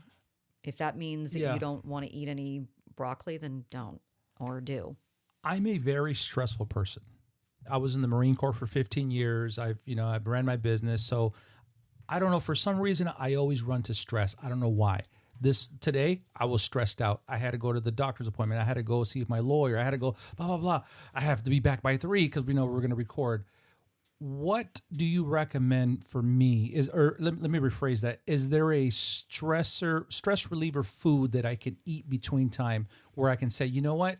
I'm going to be here. Let me eat this to get me to that. And let me eat this. That way when I come back, because what I had to do as soon as I got back at 2:30, I went outside and I had to decompress. I'm like, I mean, for me, I would say food's probably not the answer. I would say exercise is the answer to de-stress. But I think that was exercises running around. I had to go to sure. Yeah, you know what I'm saying? I mean, I don't want to fall into this category of claiming that fine. certain foods relieve stress. Yeah. There's not really something that you talk about cortisol levels and stuff like that. You know what I mean? People. And the reason I say that, Nicci, is because throughout that running around today, I wanted to grab a Snicker bar. For sure. Okay, let me grab a Snicker bar because I haven't eaten. It's only 300 calories. I haven't eaten all day. This Snicker bar is good. You see what I'm saying? For sure. And, in a pinch, there's certain protein bars that are worse for you than a Snickers. Really? Oh, for sure. Wow. I mean, you can go, I'll pull up a list of them. I mean, it's like, people are like, look, it's a protein bar. And I'm like, there's more sugar and more nonsense in that. You could just eat a Snickers bar and it'd be better for you. Got it. for me, if I'm running around like crazy in the morning, like I do a protein overnight oat because, again, it's a slower burn. So I'm going to feel full longer and I'm going to get my protein in. Again, I think I have like 15 flavors on the website. Okay. And some of them are like, cookies and cream or like, cookie butter. But then there's also ones that are like, my boyfriend he really likes Chunky Monkey ice cream. Okay. So I did a Chunky Monkey version of overnight oats. So it's like regular oats with like the cream cheese, yogurt topping with bananas and chocolate chips and walnuts. So you're getting the flavor profiles of things that you recognize. Like he loves that ice cream, but he's like, well, if I have to have oats instead of ice cream, so that's the kind of stuff. Like if you're on the move and you're out doing stuff like that, finding something that's easily accessible, that's a healthier option. There are certain, I'm not going to make claims. I could always take one of your meals with me. Yeah, that's what I'm saying. The overnight oats. There's one right in here. Let's check it out. It's all right if it falls. It's just a book. Let's see. Yeah, because positive. and then correct me if I'm wrong, my stressors doesn't make me hungry. Oh, protein overnight oat. You know what I mean? That's a good travel size. You don't have to heat this up. No, you eat it at room temperature. Wow. The thing is, I think my stressors basically make me forget about food. Oh, for sure. If you get preoccupied, you're not thinking about it. But that's why it's important. Like something like this. Yeah. So if you look at it. This is called the chocolate cherry cheese. Oh, my God. Yeah. Wow. So for 290 calories, you're still getting 43 grams of protein. In that. Wow. Chocolate cherry cheesecake overnight oats. Yeah. So it's a chocolate overnight oat. And then I make like a cherry compote that's got protein in it, along with a cheesecake topping that I make that also has protein in it. So you're getting like protein from every angle. Does it have sugar in it? No added sugar. Exactly. Yeah. Exactly. There's going to be sweetener from the protein powder. Got it. But I don't add sugar to anything. What do you think of stevia? Natural. It's natural. I mean, everything kills you, but here's the thing. Yeah. Again, with everyone's like the sucralose, the this, the that, it's all bad. Allulose. Yeah. Everything in moderation. Yes. You can do anything you want in moderation. Like, should you live off of it? No. Of course not. You know what I mean? Like, and again, sugar isn't. You're right. Is it great for you? No. If you had it at every meal, 6 times a day, no, not good for you. Yeah. Every once in a while, you want to have a dessert. All the desserts I do have sugar in them. Okay. They have the addition of protein. So instead of going out and getting some BS sugar-free, healthy cookie, right? Fine. Go do that. That tastes like cardboard. And did it satiate the craving you had to have a dessert? Not really. Yeah. So then you're going to go and you're going to eat the real cookie on top of it. Yeah. So now you're double dipping. Yeah. Or have a regular cookie that has the addition of protein in it. So sure, you're having some sugar and you're having something sweet, but you're getting protein. So in my mind, I'm like, it's about the balance. Okay. You know what I mean? Like making smart choices where you can go, sure, I want, like the other dessert I brought you, right? It's banana pudding but I make the Nilla wafers and I make them with protein powder. And the pudding is protein. How do you find all this time? Ooh. There's a lot of hours in my day. Oh my God. Okay, keep going. I've gotten smarter about how I prep. Yeah, absolutely. Is there a time that you prep? Is it at night, in the morning, or is it a week before? So, based off of the orders that I get, so my orders are due Wednesday at 10 o'clock at night. Okay. Those are for the following Monday. So that basically lets me prep Thursday, Friday, Saturday, Sunday. So I'll do like my shopping on Thursdays. Got it. I'll do all my ordering. Like I place my produce order and stuff online with all my guys, and then I can go pick it up and do whatever I need to do. Okay. Now that it's combine season, it's 7 days a week. Wow. And it will be 7 days a week until August. Wow. I'm going to try to take a little break at the end of March, maybe, depending on if my boyfriend has a fight or not. Where do you vacation? You know, that's the thing. What vacation? Yeah, what is that? For sure. No, I try to squeeze one in. I didn't get to go in October like I usually do, but I twice a year I try to unplug for like a week. I did take the week of the 22nd of December through that Friday off. So that was a big deal. Did you check your phone? Because I know you were checking your phone the whole time. No, but I did. You know what's really funny is I had some clients that were like, well, are we not getting deliveries today? I'm like, no, it's all over the website. And I put flyers in your bags for the last 3 weeks saying that there wasn't going to be one. Wow. But, you know, that is what it is. But Absolutely. no, it was hard for me to take the full I know. 5 days off. I know. I was like, I mean, thank God there was like Christmas and stuff in between. So it was like I wasn't. You had an fully excuse not to be, Yeah, but otherwise, like, wow. It's hard for me to not do anything. Yeah. It's just I'm at that point in my life where I'm like, if I can do it, I want to do it. Yeah. And I'm going to go full steam and do it for as long as I can. Wow. And then eventually I won't be able to, and then I'll retire. Yeah. I just retired in September, and I was telling my wife, I work more retired than when I did when I freaking was working. I'm like, babe, I want to go back to work. That makes sense. You go, you start at 8. You don't start till 9:30 because you're drinking coffee, you're talking, you're bullshit and whatever. And then, I got to go home early. I'll see you guys. But now, like earlier, I got here at 2:30. Yeah. Enough. I was like, okay, Nikki's going to be here. So I had to decompress so I can come in here. Oh my God. Yeah, it's a lot. It's a lot. Well, God bless you. I respect all that stuff that you do. Especially, I see your concern for your clients. I do. I'm trying to give you the credit because nobody sees that part. You see what I'm saying? Thank you. No, You're the unsung hero. Well, thank you. I appreciate it. For me, it's, as long as I can teach people. You can see my frustration. Like, I keep going, fuck, man. I feel your pain. As long as I can at some point teach people that eating healthy doesn't have to be terrible. Yeah. You know what I mean? And I've learned that from you. You know what I mean? I've learned Making that. little adjustments. You know what I mean? Because it can't be all or nothing. It can't be all at once. You know what I mean? And that's why the food that I make is usually like 99.9% of the time very well received because it isn't like eating diet food. It's not like eating healthy food. It feels like normal food. It is. So you don't feel like you're sacrificing anything. Yep. Well, like I told you earlier, is who puts yogurt in chicken? And I'm like, oh my God, it doesn't feel like diet food. No. And that's exactly what it is. And that's the whole thing, is that eating healthy doesn't have to be terrible. No. It can be delicious. Absolutely. It can be fun. Or boring. Yeah, because boring is... Yeah. Again, you're right.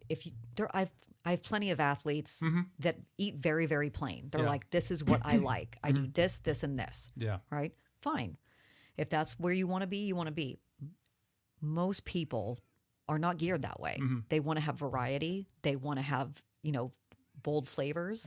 They want to be excited about their food. Gotcha. Some people don't. They just use it as fuel. My boyfriend's that way. Like when he gets into camp, he's like, whatever you give me, you give me. Yeah. And he just powers through it. He doesn't even, I don't think he breathes. Yeah. He just like whiffs it down. No, absolutely. The other day, my wife called me an athlete. She goes, babe, you're an athlete now. I said, no, I'm not. I'm a novice. Come on. I'm a novice. You're going to bike 100 miles. That's Someone more than is. I would ever care to do. I'm going to show up. I'm not guarantee you 100, but I'm going to show up.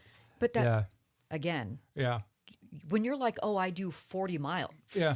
I'm sorry, did you say 40 Well, miles? I tell you what, it took me 5 years to get to 40. But still, Yeah. I wouldn't want to do that. In a car. No, you know what I mean? The only time, all the time, right? Like every time I threaten I'm going to take an amateur fight, my boyfriend's like, well, you got to put those miles in. Yeah, got to you put do. the road miles in. And I'm like, What does that mean? What? I'm like, no, can't I just be really strong and hit them in the first 30 seconds I and know, kill right? them? Everybody and then wants to do that, submission or knockout. You know what I mean? And then I don't have to worry about it. And he's like, no, Doesn't you got to work put that the way. work in. And I'm like, oh, Yeah. that sounds uncomfortable. No, it does. It does. I mean, before 5 miles, like 5 miles, that's a lot. So now when the guys are like, hey, we're going to do a 40 today. All right. It's like nothing. Yes. So that's why when they said 100, I'm like, oh, fuck, I got 100. And I'm doing the math and say, okay, I need this type, blah, blah, blah, whatever. So I'm definitely going to need some fuel on that one. Yeah, we'll set you up. Hell yeah. Now, as far as, we're talking about the food, but as far as recovery, Yeah. okay, I told you my legs were burnt out. But recovery. What do you recommend? Do you recommend refueling on carbs for recovery, or And I'll get, again, it depends on what you did, what you're looking to do. Okay. In theory, you want to eat within an hour of being done with a workout. Okay. Irrelevant of what you did. Because Depends on what you're going to do the your next muscles, day. everything is like hungry right now, Yeah. right? I mean, in theory, if you're looking, like if you're doing a massive workout like that, you know what I mean? That's why like, even endurance runners and stuff, they eat the jellies, they eat sugar, you know what I mean? That kind of thing, because you need that quick, instant fuel. Yep. When you're done, I always tell people, eat something clean. Eat something, because I know most people's instinct is they want to go and eat something terrible because they're like, now I can eat a burger. Yeah, look what I accomplished. Yeah. Your body has been running at such a high capacity that when you put that into your system, it's like... It shocks it, right? It's terrible. Really? You know what I mean? Same thing. It's like, go through it with the fighters all the time, right? They're going to go to their weigh-ins and then they're like, let's go eat steak. And I'm like, make it one more day.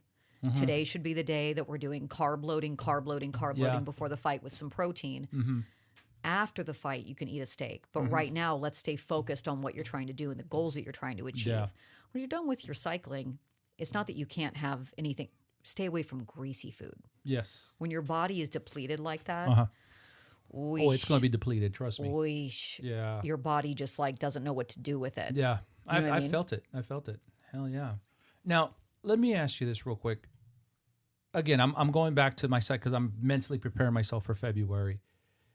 If I had to keep some type of protein bar or something to keep in my pouch, what would you recommend? You don't have to say the brand, but what would be the ingredients? If you're mid-ride, yeah, something high sugar, high carb. Okay, because I do carry the gels. Yeah. Yeah. You know what I mean? If you're going to do something,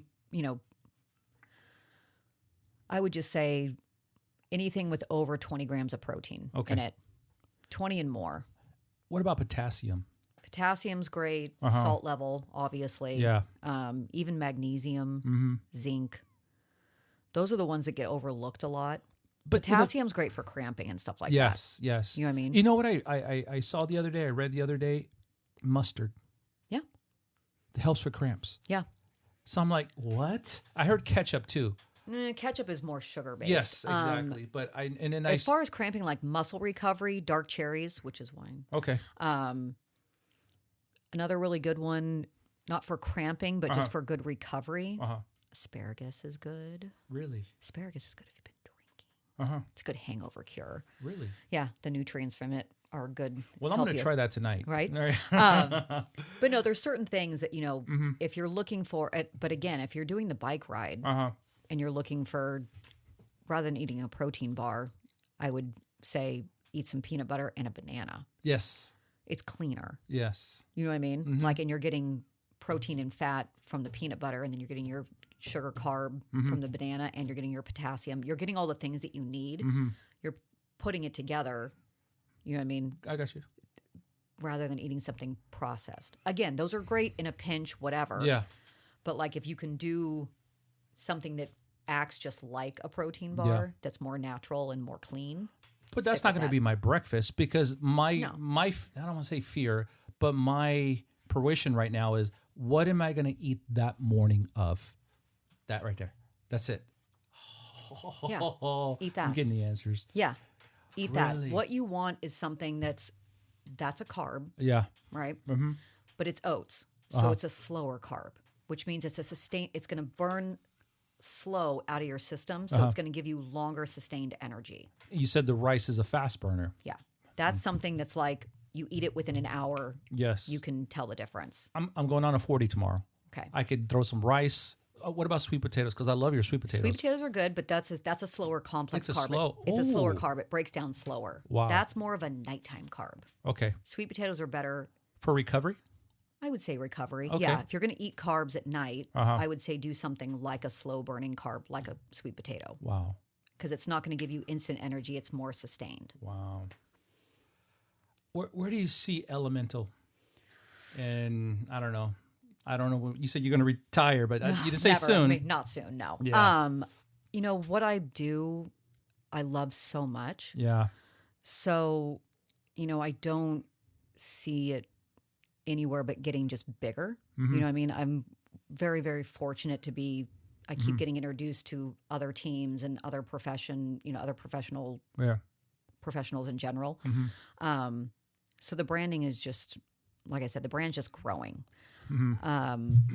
Where I see myself in 5 years, I don't know. Have some other talks working with another pro team that's looking, kind of like how the Clippers are. You're still going to be going? Oh, yeah. What? Yeah. I always give this scenario in all my episodes. Okay, with Brandon McCardle, I said if he started making Cristiano Ronaldo money, I remember that. Would he quit soccer? Would he quit fighting to go soccer? All right. When I had MMA Kid, it's like he's an interviewer. If you started making Joe Rogan money interviewing, would you quit your finance jobs? I'm going to ask you the same question. Okay. I'm just going to use Amazon because Amazon gives you $25 million for your company and says, hey, we'll take it over and you get 10%. Would you quit all this for that? Or would it have to be more money? Would it have to be more money? No, it wouldn't have to be more money, but I would have to stay involved. Well, you would be, let's just say 10%. You're part of the board. But you're not going to be cooking anymore. Your main goal is just to focus on the macros, the calories, and that's not the fun part for me. No. The cooking's the fun part for me. $50 million and quit. Making the labels is Oh, I know that. I mean, sure, for $50 million, yeah, I'll go lay on the beach. Yeah, there you go. You know what I mean? And say, you know what, this is what I had, look where I'm at now. Yeah, I mean, I did that with another company. Oh, did you? Before I did this. Oh, hell yeah. Before I did this, I made alcohol-infused ice cream. Oh, shit, I never heard of that. Yeah, it was called Drunken Udder. Drunken Udder. Yeah. I get it. So I did that, and then another company came in and licensed the flavors from me. Okay. And now they have their own version of what I did, and I get royalties. I own good percentage of the company. I don't think I'm getting too graphic, but do you think you're going to run this until the last day you live, until you die? Till the last day I live? Well, not really. You're not going to be 97, 100 years old. It takes a lot of energy to do what I do. Yeah. But sometimes we like that chaos, and that's why I'm stressed. Well, and I like to say I live in a controlled chaos, right? I create my own chaotic environment. It's your fault. And there's certain days, and this sounds terrible, when I'm like, during combine season, never. It's very methodical. It's very organized. I have to be, otherwise I wouldn't be able to do what I do. But when it's a little slower sometimes I'll forget to prep something just so I have to scramble around to do it. It's like this sickness that you have once you've worked in restaurants, like this weird, you need to feel that, like being in the weeds, right? Yeah. Like you need to feel that where you push through and get out of it. Yep. That adrenaline rush. I still get that every once in a while until when I stop feeling that, when I stop feeling like the high, kind of like how people say like a runner's high. When I stop feeling that runner's high from doing what I do, then I know it's time to hang it up and do something else. This is why I box and this is why I cycle. Yeah. Because I was in the Marine Corps for 15 years. So it's not, I feel like getting in shape. No, you had to be in shape. You were in the gym every day. You were cutting weight. You were running 5 miles. So when I retired out of that, I gained 40 pounds. So Naturally. now me bringing this into, I was like, okay, cool. I'm still active. I'm not trying to be the way I was in the Marine Corps. I was 163 pounds in the Marine Corps. I don't think I'll ever be back there again. If you look back there, you can see my picture. Oh, wow. Yeah, that was 50 pounds ago. I was at 182, I think, on that picture. I just get back from Iraq. That's sustainable. I know, but I was also 32. Don't get me started. No, on I don't think I ever go back. But now that I've lost my weight, I said, you know what? Now that I'm retired healthy. Yeah. Instead of retiring and being 50 pounds overweight and having diabetes, having high blood pressure. I don't know. I think you're the right person to talk to about that, but I don't know. So, $50 million? Sure. All right, let's do it. For 50. Babe, hand me my checkbook. I'm just playing. I'm going to buy the business off of her. Can you imagine? All right, guys. So I just gave her $50 million. So now the company is mine. I'm going to leave the van here. Leave the keys. I forgot. I'm telling you, I'm going to post a picture of her van. She pulls up and I'm like, oh, hell yeah, she's here. Hell yeah. Have you got any business from that wrap? I have. It's so funny you say that. On the way down here, somebody scanned the QR code on the back. And it shows you when they scan it. Really? Yeah, that, and then someone called And so I've got it set up where it's a separate phone number that gets forwarded to me, so I can tell when it's someone calling from the van. It's called ROI. Yep, there you go. Absolutely. And so someone called when I was driving over here. They're like, "Hi, I saw your van." I'm like, "Thank you." Yeah. I was single, obviously, before I got married, but I ate like garbage. But then I was also young.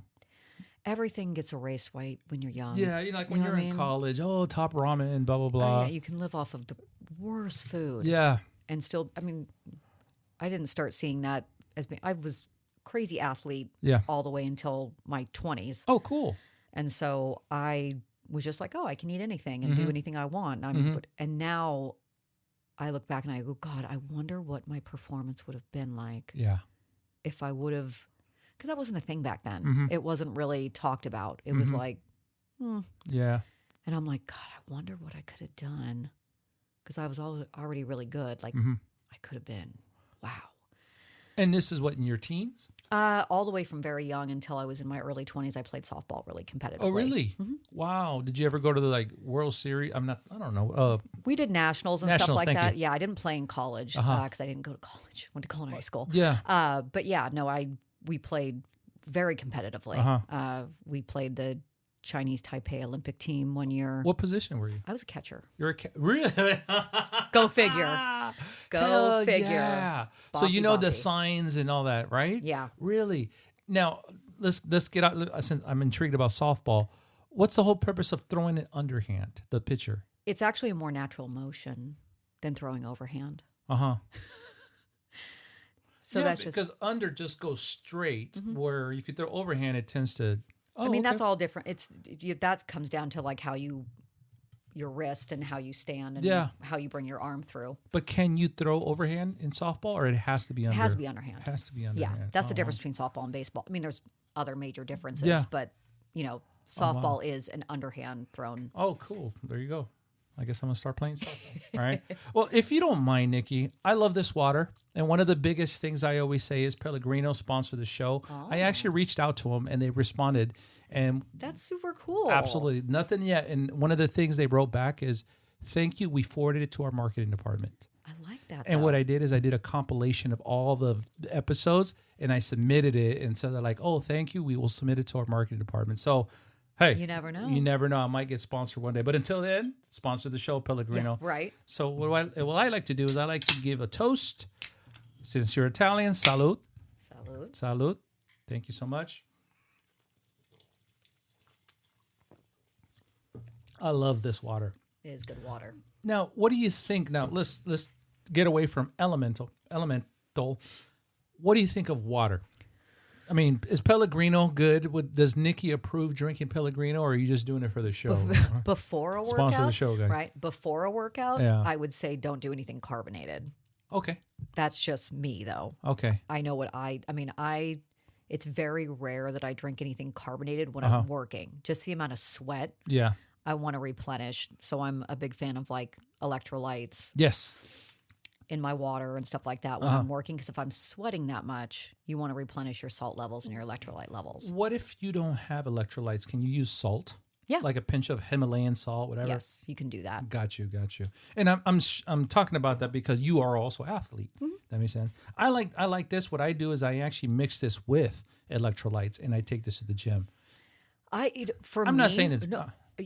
In all honesty, if it works for you, it works for you. Okay. I struggle drinking carbonated things when I work out. Got it. That's just me. I don't know if it's maybe my body chemistry or something. for when me, I'm boxing, even if I take my pre-workout too close to when I'm going to box or when I'm actually going to physically spar somebody. Yeah, and I say that because you said your boyfriend Jeff drinks 3 Monsters. He loves I was that guy. I was the Blue Monster guy.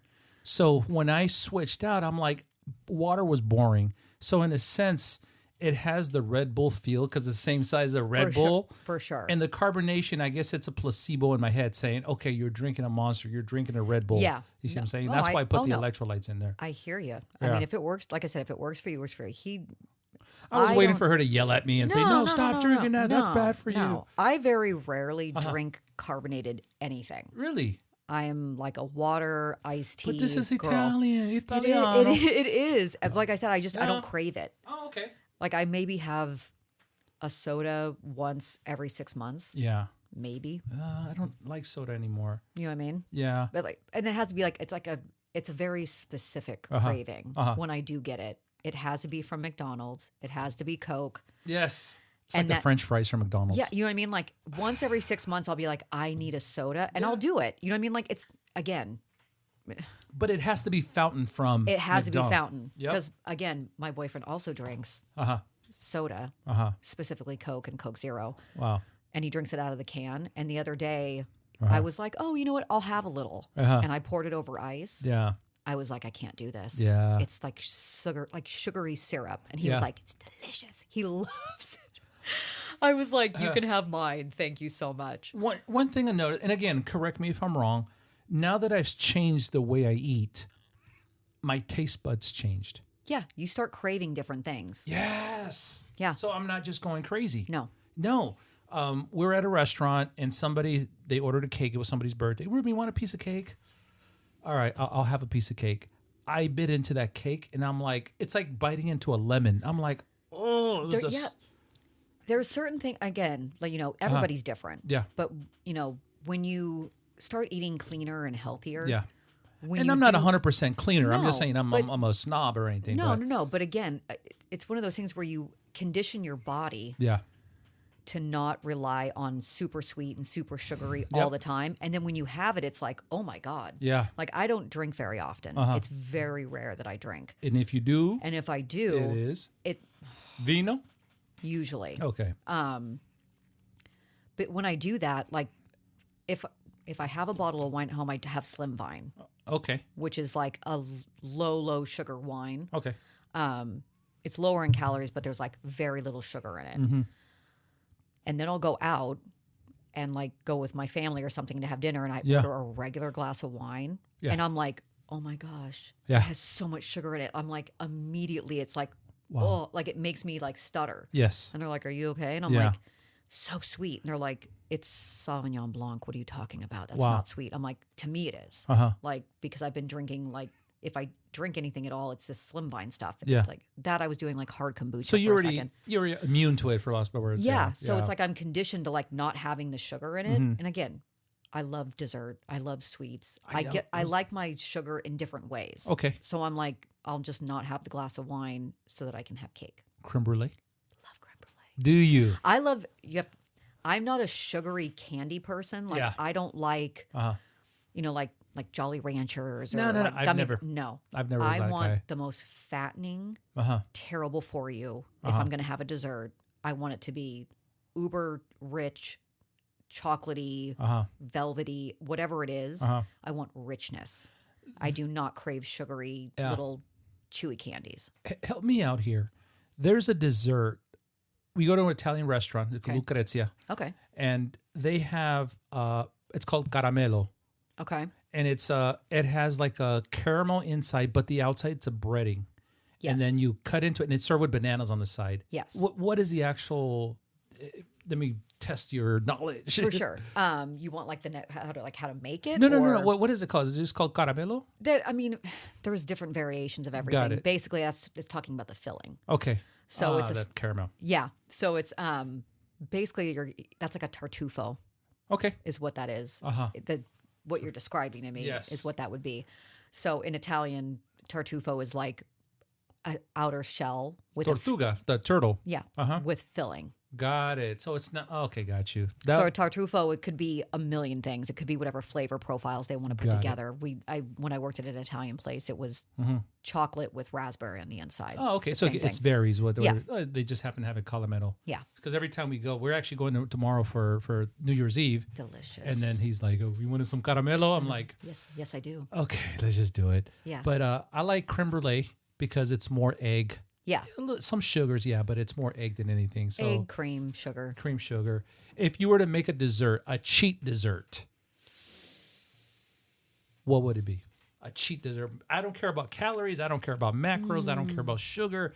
Your cheat dessert, what would you make right now?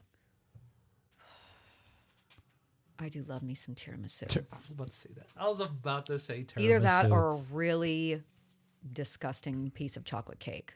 like multiple layers with like German chocolate? No, No? because that's a combination of like that has coconut and pecans and stuff. Not taking away from that, I love that too. I will eat the shit out of that too. Yeah. No. But if it was for me, on like this is what I'm craving, I would like a 6-layer chocolate cake with like a fudge frosting in between with like a chocolate ganache on the outside, or some banana protein pudding. Some banana protein pudding, which is just like banana pudding, but instead of it being totally bad for you, it's good. Good for you. Now, I mean, not good for you. There's sugar in it. But since you said tiramisu, yes, I've noticed there's, I don't want to call them levels because, again, I don't know. I'm not a pastry chef. But I've had wet tiramisu. I've had dry tiramisu. To where it's almost like a pudding. When I say wet, it's like a pudding. Yeah, it shouldn't be. It shouldn't taste like tres leches. Exactly. Tres leches. I'm like, it shouldn't be that. It shouldn't be that wet. Is that because it's been in the refrigerator for so long? The condensation. It could also just be someone is not astute in how long to soak the ladyfingers in the coffee mixture. Oh, really quick. There's some of your cards right there. Oh yeah. Yeah, let me have one of those. I'm gonna put it right there. Actually, Brandon brought these last time, and I showed them on the show. Oh, that's right. Yep. Your marketing is on point. I give you a 10 on your marketing and your branding. Thank you. Hell yeah. I've worked very hard. Tiramisu, tierra, dirt, Yep. Mousse. Yeah. Dirt mousse, right? Exactly. Hell yeah. Cool. Well, if you don't mind, thank you, Nicci, for giving me all that information. I've learned a lot. And like I said, I'm being serious that I'm going to be replaying this episode and probably writing stuff down. But for sure. And if you ever have any questions, you can always call me. Absolutely. Now that I have her phone number, you know what I'm saying? All right. Just don't call me after 10 o'clock. What happened is I posted your picture on Instagram and YouTube and blah, blah, blah. Ask her a question. And sure enough, people wanted to ask you questions about food. That makes sense. So let me see. I always count the subscriber questions. So I have 1, 2, 3, 4, 5, 6, 7, 8, 9, 10, 11, 12, 13, 14, 15, 16, 17, 18 questions. All right. Okay. Let's Some do of this. the questions I already asked you. Okay. But the first question I'm going to ask you, and this is from my coach, Jeff, the administrator. He says right here. Okay. Here we go. I'm just going to read it verbatim. This is Jeff for the administrator. First subscriber question. 2 athletes are exactly the same in every way. Okay. The only difference is one is vegan and the other one eats meat, eggs daily. Who performs better over the short and long term as far as weight loss, strength, body fat percentage, recovery time, and cardio? That was the whole question. Okay. Jeff, I got your question, brother. I'm going to say that at the end of the day, protein wins, huh? Protein wins. Look, there was that like experiment where that college team went all vegan for a season, and they did really. I don't remember what state it was. Was it recent? Here. Yeah, in the last like 5 years. Oh, okay. You want to be vegan, be vegan. It is such a commitment if you are a full-fledged athlete. How do you know somebody's a vegan? Of food. They tell you. Yeah, exactly. Right? Exactly. I'm a vegan. A long time ago, when I did 1,000 Ways to Die. Yeah. They brought me on as a chef because they wanted to know how. Was that a show? Yeah, an old show that was on Spike TV. 1,000 Ways to Die, and they would give you these different scenarios. That was Travis Pastrana's show. You know what? It could have been. Yes. Yeah. They brought me on because they wanted to find a chef that would talk about how to cook people. And so they brought me on. Cut. And one of the things is if you were going to have to eat a human, you would choose to eat a vegan. That's the only thing I think they're good for. Because they taste the most like meat that we consume on a daily basis. Oh, got it. Which is an herbivore. Yeah. You know what I mean? Because that's what those big animals eat. All they do is... Yep, yeah. I get it. So I get it. That's a vegans. It's like that one movie that the airplane crashed and then they had to eat each other. Exactly. Whoa. You would want to find the vegan. I would want to be on a flight with her so she knows how to cook a person. Yeah. Hell yeah. You'd want to eat them. But besides that, again, you want to be a vegan, be a vegan. Yeah. The amount of effort and the amount of food you have to eat to really perform at a pro level or at a high level is tedious. Yeah. It's really hard to consume enough nutrients. Mm-hmm. You really have to dial in your amino acids and stuff. I'll tell you something my wife told me a long time ago, because I didn't have a vegan phase, but I'm like, okay, I'm going to watch what I'm eating. And I thought vegan was it. She goes, look at an elephant, look at a rhino, look at a fat animal. What do they eat? Vegetables, leaves. Okay. What does a leopard eat? What does a lion eat? What does a tiger eat? Yeah. I said, God damn. Again, like I said, I'm never going to knock anyone's choices. No, we're not. If you're vegan, if you're vegan, good for you. Good for you. Yeah. You know what I mean? For whatever reasons you chose to do it. Yeah. I'm saying I've worked with pro athletes. I've seen what they do, how they have to fuel their body. Yeah.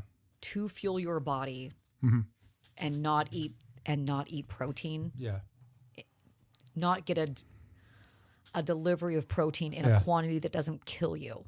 You know what I mean? Yeah. Like to eat that much tofu, beans, lentils, spinach. Yep. How many hours in the day do you have? Yeah. You know what I mean? Like it's hard to do. Now this is on me. Okay, there's nothing against with her. If you notice, I noticed that a lot of vegans, they don't have melatonin in their skin. They're very pale. They're very that's zombie-like. That's from what I've seen. Here's the thing. Or they're called liberals. I don't know. One of those. It could be that. Really, what it comes down to is that a lot of vegans think by just not eating meat and not eating dairy and eating only plant-based, that they are getting the nutrients they need. There are amino acid chains that need to happen for your brain to work properly. Got it. Which is why sometimes you get foggy when you're not eating. Well, it was fasting too. Exactly, Yeah. right? So like naturally occurring amino acid chains that make your brain fire, right? And they're very simple, common things that go together. Rice and beans, right? Yeah. Like those two things those two ingredients make a complete amino acid chain that makes your brain work. Yeah. Well, let's say you're vegan, you don't have any beans, Yeah. so you just eat a whole bunch of rice. You're missing the amino acid chains that make your brain work. But then you have iron in beans too. And that's the thing, right? That's what I'm talking about. Like you have to, if you're going to remove an entire protein source from your diet, you have to make sure that it's not just about getting the protein. Got you. There are other things involved that make your brain work, which are all those micronutrients. Yep. All these things down here. Yeah. That's part of what helps your brain work and your body work, and it all works in unison to do what it's supposed to do. If you're not putting those things together, slowly but surely, you're going to start seeing the effects of it. Got it. Here's another subscriber question. Why are carbs good before workouts? And I think I said that already. Fuel. Carbs are fuel. Carbs are fuel. You know what I mean? You got good carbs, bad carbs. And there's fast no carbs, such thing. slow carbs. There's no such thing as good and bad carbs. It's about when you implement them. You know what I mean? So carbs are great. Should you live off of them? Yeah. No. You know what I mean? So if you're looking for, I'm going to go for a run or I'm going to do something, high intensity. Got you. Hour before, white rice, some sort of rice, quick, easy carb. It'll burn through your system, give you the energy you need. Hell yeah. How do you meal prep without getting bored? Constantly creating new meals. Okay. I go out to eat a lot. I look and see what what are the food trends. Yeah. You know, there's certain things that I will see and I'll create based off of, current trends that are in restaurants. Yeah. You know what I mean? Like I started making, I'm still working on it, but like I've been doing like the Dubai chocolate. Oh, really? In a version of overnight oats. Yeah. You know what I mean? Like stuff that people can go, oh, I know what that's supposed to taste like. Okay, well, I want to try that. You know, me keeping myself busy with creating new flavors, new ingredients, new like recipes, new meals is what keeps me excited. Yeah. And then doing the combines because that just keeps me on my toes. Yeah, and I get the question because, like I said, 2018, 2012, everybody, the whole meal prep, they were making the same meal for 5-7 days. So you're eating the same thing. Well, and that's over. what I'm saying. That's Yeah. why when you go on my website, I have so many options because Yeah. options are what make people. Not be bored. Yeah. Yeah. I mean, I don't want to eat the same thing. I'm never going to say that. I've got clients that have been on subscription for years that order the same 3 items for 15 items. Like, they have 15 meals a week and they have 3 different choices. And it's been like that for years. And they're like, that's how I like it. That's what I want. Really? Fine. There's some people that are like that. Yeah. I personally, sure, I get cravings where I'm like, I could eat that every day. Yeah, I say that, but not really. Mm-hmm. I mean, after 3 days, I'm like, what am I doing? Yeah. Like, I can't keep eating this. And I'm over it. Yeah. It's like when I was testing certain recipes for certain sauces, there's certain things I won't eat anymore because I had to test it over and over to make sure it tasted right. And now I'm like, ugh. So you've tasted all your foods. You already know what it tastes like. I know what every single thing. Yeah. There is not a single thing that I do not test, Greek eat, yogurt. Yeah. Oh my God. Test, Hell yeah. eat, try. Like, Really? yeah. Wow. It's important. Why would Yeah. I give it to somebody if I don't know what it tastes like? Absolutely. I get this question right here. Is it possible to eat clean out on a budget? Yeah. Yeah. Yeah. Elemental Fit Meals. That.com. Go ahead and make sure the Yeah. I would have to say, Yeah. for one person, it's really hard. Yeah. It's hard to shop for one person if you're not skilled in making sure I you think use that's what all it the is. using all the ingredients to its fullest extent where you're getting Yeah. your money's worth out of it. Yeah. You know what I mean? Yeah. It's really hard if you're just buying for one person. You're not going to go buy, unless you have the storage and the space and the capacity, you're not going to go buy a whole loin of meat and Yeah. break it all down and then cook it and then portion it to make it cost effective. Yeah. It's really expensive. I get it. And that's, I can say this with confidence. Okay. I would like for you to find, like, go to the market right now for if you're shopping for one person Yeah. and spend what you would spend on getting 3 meals a day from me for like 2 meals. Yeah. And then half the stuff they buy at the market, they have to throw away because they're not using it, blah, blah, blah. They end up not using, they forget about it, Yep. or maybe whatever the case. It's like, and it's your time, and you have to go shop. Spices are expensive too. Everything's expensive now. Yeah. Everything's expensive Yeah. now. You know Yeah. what I mean? 5 years ago, 6 years ago, Yeah. sure. Yeah. You know what I mean? Give me a run for my money. Yeah. But now, And that's the whole thing. It's like, oh, it's just me. I don't want to buy all this food, but elemental to be, you know what I'm saying? This right there. It's That makes sense? hard. It's if I hard to would have do. known you when I was single, I probably would have married you by now. But I'm like, hey, I got to marry this woman. But I don't know if your boyfriend's going to like that. But yeah, probably not. Yeah, it's okay. It's okay. Hey, I can dream. But anyway, so now that my wife, the thing is, when my wife is on a diet, I'm on a diet. Yeah. You see what I'm saying? Because, okay, babe, what's for dinner? Okay. we got to You be know. supportive. Yeah, of course. You know what I mean? Of course. But I'm also hungry too because, like she said earlier, she's on her computer all day. I'm out there on my bike. I'm out there boxing. I'm out doing a lot of things. So I need a little bit more fuel than she does. For sure. You know what I Yeah. mean? But that's where it comes down to if you guys are going to cook together. You know what I mean? Like, you can cook the same protein, you can cook the same vegetable, and then you just have to make a little effort to get a little carb action. Yeah. You know what I mean? And Little just put carb that- action in the bedroom. you know Little what I'm saying? carb action. Put it on your plate. It sounds you know what I mean? perverted. A little bit of carb action. Come on, baby. Let's get some carbs real quick. But you know what I go to mean? the Like, bedroom. that's how you have to, like, separate the two. Yeah. And what I I'm mean? learning a lot. I mean, it's late in my game to learn, but better late than never. But yeah, yeah.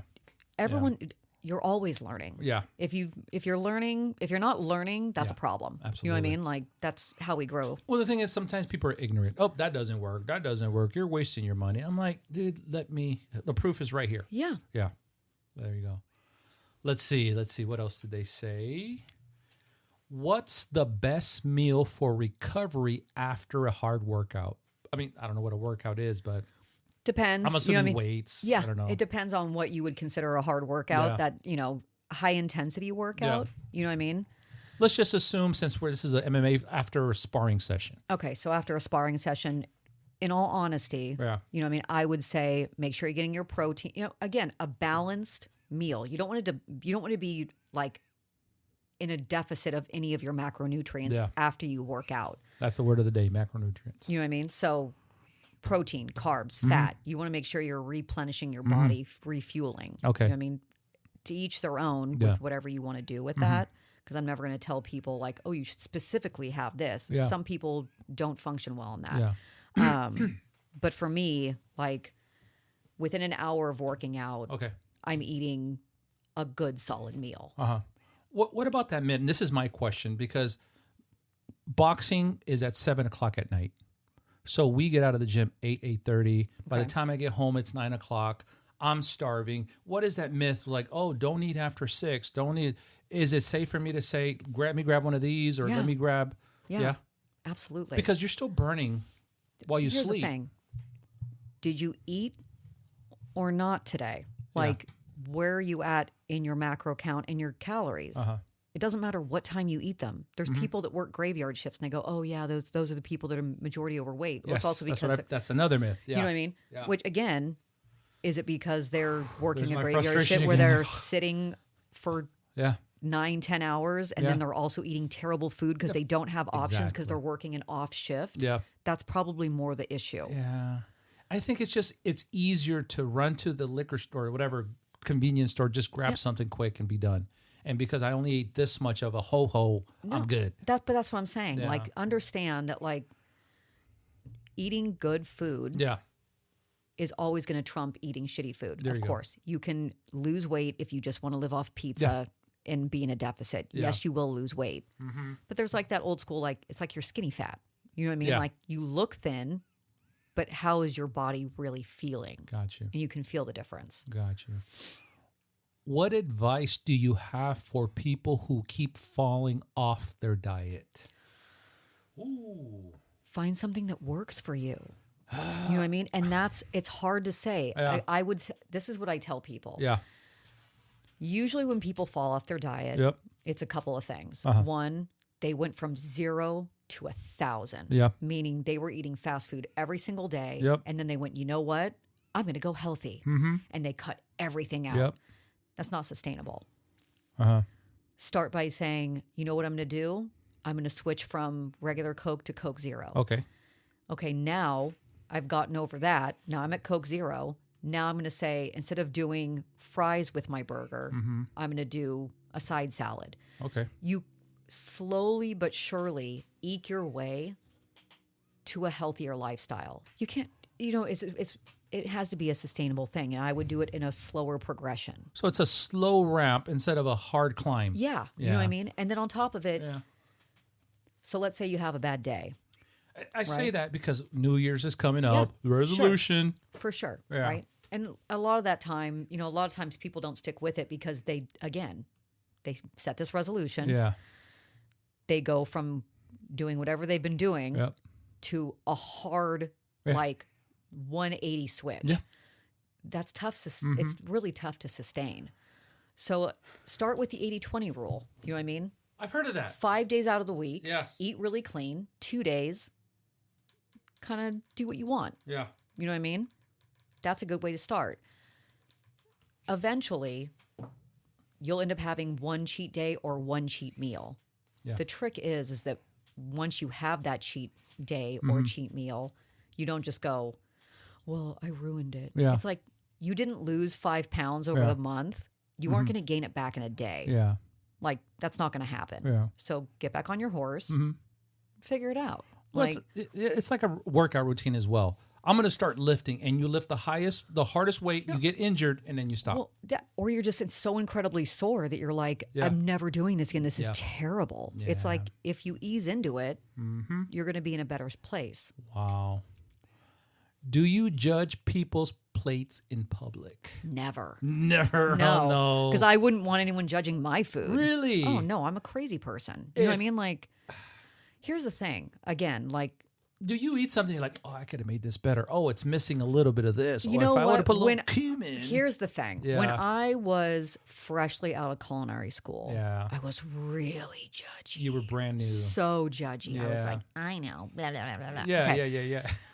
Since then, for me now, when I go out, it's not about the food being better. For me, it's when we go out, if the experience and the whole experience is subpar, then I get frustrated. Then I'm like, why did we come out? I could have made this at home, and I know I could have made it better. For cheaper. For cheaper. Yeah. So I'm like, ugh. So for me, I'm, yes, I love the food, but if I'm choosing to go out, because I can cook anything. Yeah. I know how to cook anything. Yeah. So if I'm choosing to go out, I want it to be an experience. I want the atmosphere and the ambiance to be great. So the food will just complement the rest. Yeah, because that's why I'm going out. Yeah. Otherwise, I'll make it at home. Gotcha. Well, I did make a tiramisu for her, but I don't think I'm going to give it to her because she's gonna judge it. Damn it!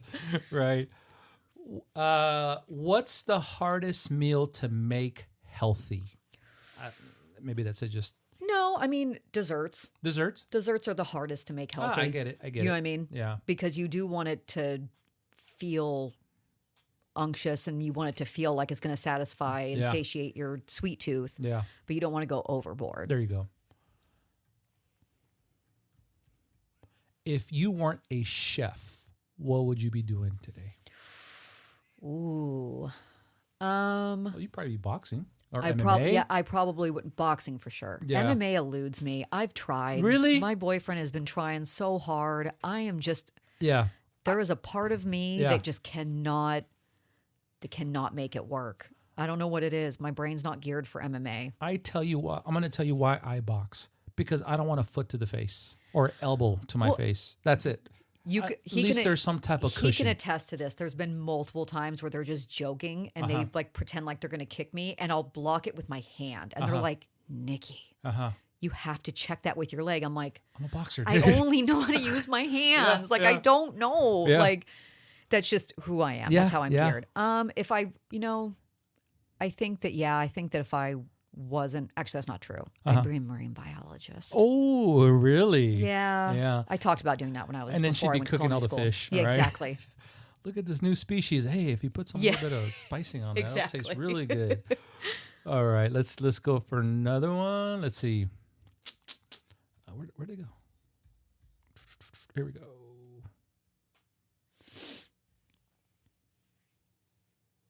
For high-intensity sports like boxing, is glycogen non-negotiable? You would know more. Non-negotiable. Yeah. I mean, I don't know what that means. no, I mean, it's not non-negotiable. I mean, that's, It happens? yeah, it Okay. happened. Yeah. Whoever wrote that. Let's see. How important is a post-workout window really? I mean, there's a point where your body Yeah. needs to be refueled. Yeah, You're going to yeah. get the most I bang know for that. you're going to get the most bang for your buck Yeah. within an hour. An hour. That's kind of where we tell people Mm-hmm. like you want to eat something within the hour of working out. Okay. That's where you get the most when your body is most ready to absorb all the nutrients and all Mm-hmm.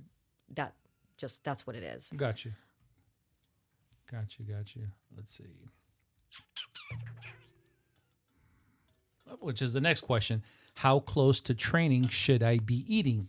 An hour, right? Well, it depends on if you're talking about before or after. I'm just assuming it's going to be before. You How know, close to training should I be eating? that again, it depends on what you're eating. 'Cause so I know, like- if you're looking for, if you're somebody that's like, I get it. My boyfriend's a great example. Not only does he train, he's a fighter. He's a fighter, right? Yeah. So not only does he get up in the morning, have to go train for himself, then he's got to train clients, then Yep. he's got to train himself again. Oh, he's a coach too. Yeah, Oh, he coaches shit. people. He does private lessons. He Oh. he coaches wrestling at a high school. He teaches. I mean, he does. Yeah. He's at it for 10, 12 hours a day. Mm-hmm. You know what I mean? Depending on where in the morning, where in the workout, what part of the day you're in, that will depict, what you need to be eating. So if you're just going to the gym for one class, right, you're going to do an hour's worth of workout.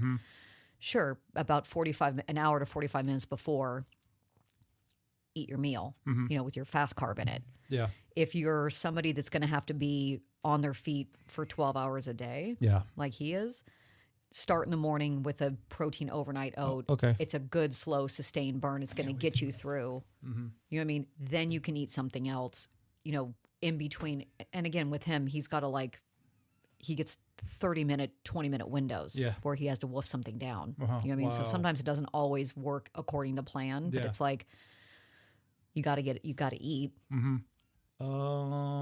If I train twice in a day, Yeah.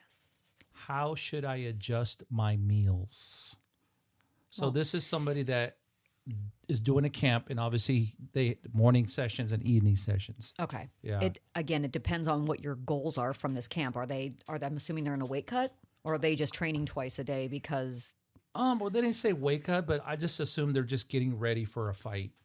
I would say make sure that if you are looking to fuel your body and get stuff out of your workout, meaning be successful, get the intensity that you're looking for, train how you want to train, make sure that you are fueling your body to do so. So a lot of times people will be like, oh, I'm going to eat the same, on the same schedule. Yeah.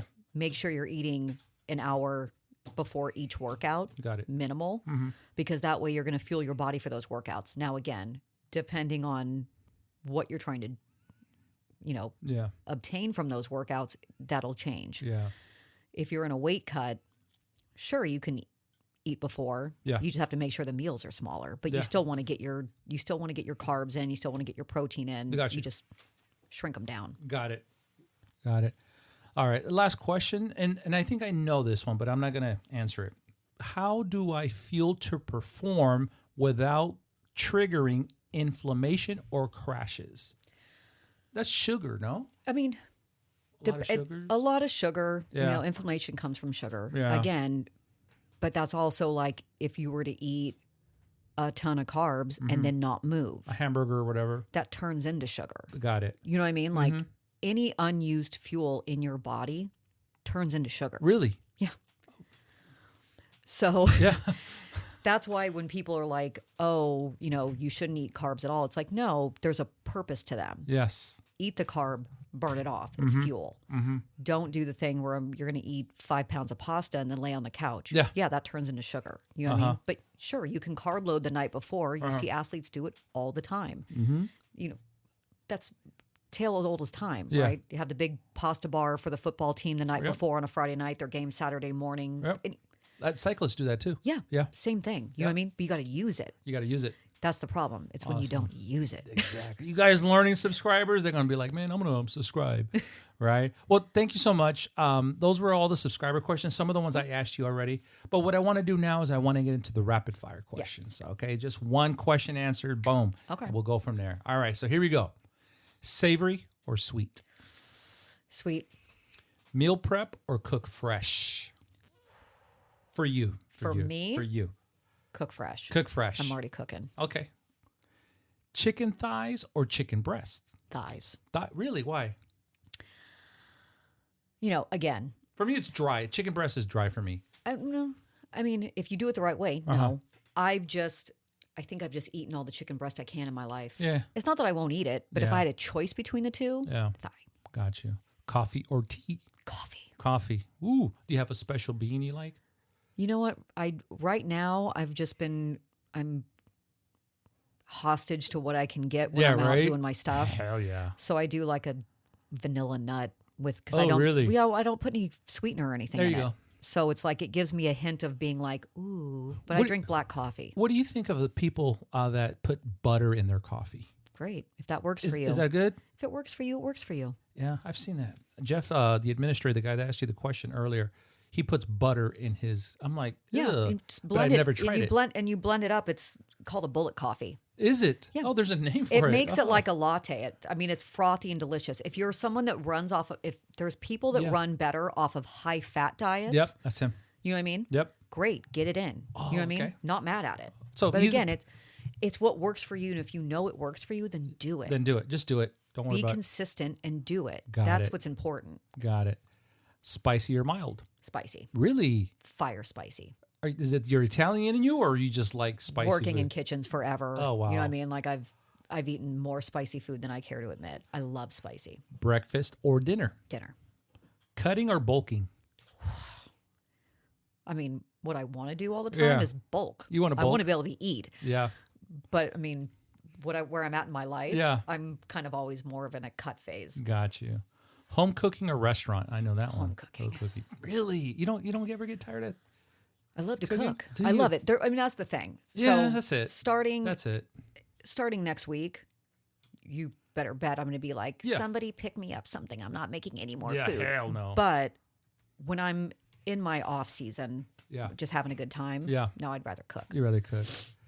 Favorite ingredient? Salt. Salt? Really? You said, what was the salt? Kosher salt. Kosher just regular salt. kosher salt, like salt and pepper. Yeah. It's the most underrated thing. Especially for steak. Yeah. Wow. It's just, that's all you need. If it comes down to it, like you can make anything taste better with salt and pepper. Salt. Just put salt on stuff. Yeah. People think salt is bad. No. Well, no. What's the stuff you... Okay, so again, I think where people started getting crazy with it is that, like, especially when you go out to eat, right? You go out, you don't taste it, and immediately just pick up the salt shaker and start. Yeah. You have to understand when you eat out, unless you are eating at a specifically like healthy food restaurant, right? Where it's like a health focused restaurant. If you're in a standard everyday place, Cheesecake Factory, let's say that. It's more commercialized. More commercialized, right? If you're in a chain society, like a chain establishment, the amount of salt and sugar that is in your food already will blow your mind. Wow. Do not salt it. Wow. Just don't. Yeah. You're getting so much sugar and so much salt. I mean, that's their claim to fame. That's how you get you to come back. Do you know how to make pasta? I do. I used to make it from scratch all the time. Are you freaking serious? I can't keep up with the volume now, so now I buy protein pasta, but I was making it in the beginning. In the beginning, I was making it. There's another pasta that's made out of vegetables. Yeah. I use Barilla Protein Plus. So it's a mixture of semolina flour, so regular pasta, mixed with chickpea and other proteins. Chickpea, that's the one. That's the one. Chickpea pasta. It's my favorite protein pasta to use because the mouthfeel, the al dente, the toothsome, taste as close as you can get to eating pure semolina pasta. And it's not starchy. No. Yeah, I've noticed that because my wife used to use the chickpea pasta. Yeah. I would love the texture, the bite, everything. Hell yeah. Finish this sentence. Actually, wrong one. One word that describes Elemental Fit meals. One word.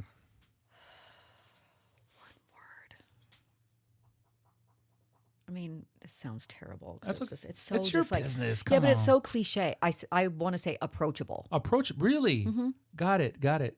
And I think I see that because, again, I was new. Without Brandon, you wouldn't be here right now. And without Brandon, I wouldn't be tasting it. And again, I'm not just saying it because you're on the show. This stuff is really good. Thank you. Yeah, absolutely. Finish this sentence. Here we go. Good nutrition is...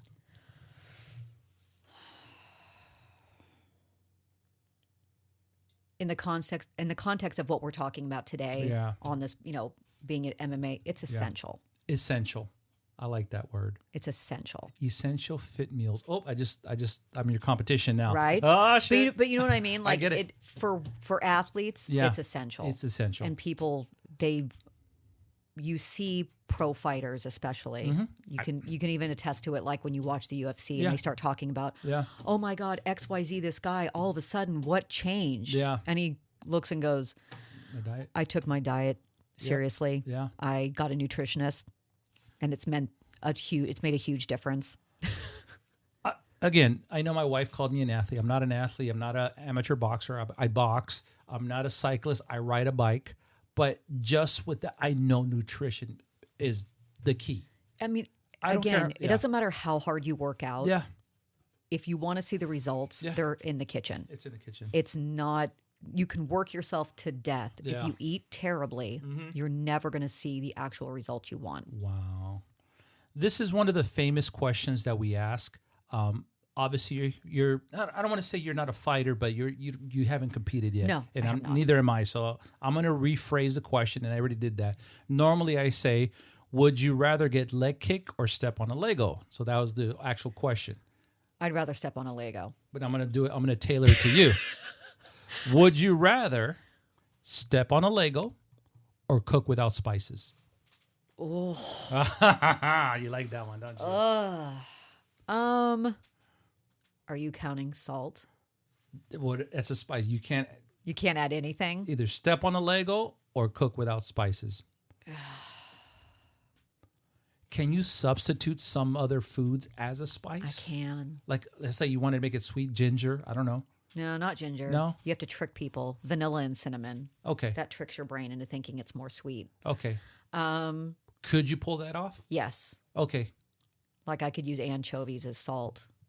Oh, I get it. Yeah. I get it. There's a lot of sauces in Italian that pineapple don't add is sugar? For sure. Okay. Okay. You know what I mean? Mm-hmm. So yeah, ketchup is sugary. I mean, you can make stuff sweet without... Do you think cooking is chemistry? Yes. It is chemistry, right? Baking is more chemistry Got it. than cooking. Because of the yeast and all that. Yes. Savory cooking is, a science then. even then, you know what I mean? Like I can say, yes, there's a science behind it for sure. You know what I mean? Like there's a certain way that meat breaks down and a certain way that it cooks and it caramelizes and you reduce the amount of liquid that's in it, all that. But baking is chemistry. It's chemistry. If you do not, get the ingredients right, the ratios, you're going to end up with sad pastries. I mean, it's like, again, this is just for me watching shows. Okay, separate the yolks from the whites. You always add the whites before you add the. I'm like, what? What's the difference? Again, it depends on what you're making. Yeah, absolutely. But in theory, when you have the whites, all the whites are protein. When you have the yolks, that's more fat than it is protein. Okay. So that's where you start when you add them in certain ways, is you have to think of them as fat and protein, not as egg yolk and egg white. So that was like I think it was the creme brulee episode. Yes. I watch Chef Jean-Pierre. I don't know if you know that guy on YouTube. Do. Yeah. I do. So he always says that. Make sure you can't add this, but make sure you add, I don't know the whole. Yeah, I mean, I'm not trying to quote him. Creme brulee traditionally is not made with any whites at all. It's all yolks. It's all yolks. So you separate it and it's made with cream. I think it was cream, yes. Yeah, it's made with cream, egg yolks that are cooked really You have all this memorized? Yeah. Oh, my God. I've been doing it for a long time. I know you have. If anything, I used to be a teacher, so I know all my curriculum. I have it memorized, but it's food. Well, and the thing is, too, is that I told you I made ice cream for a living.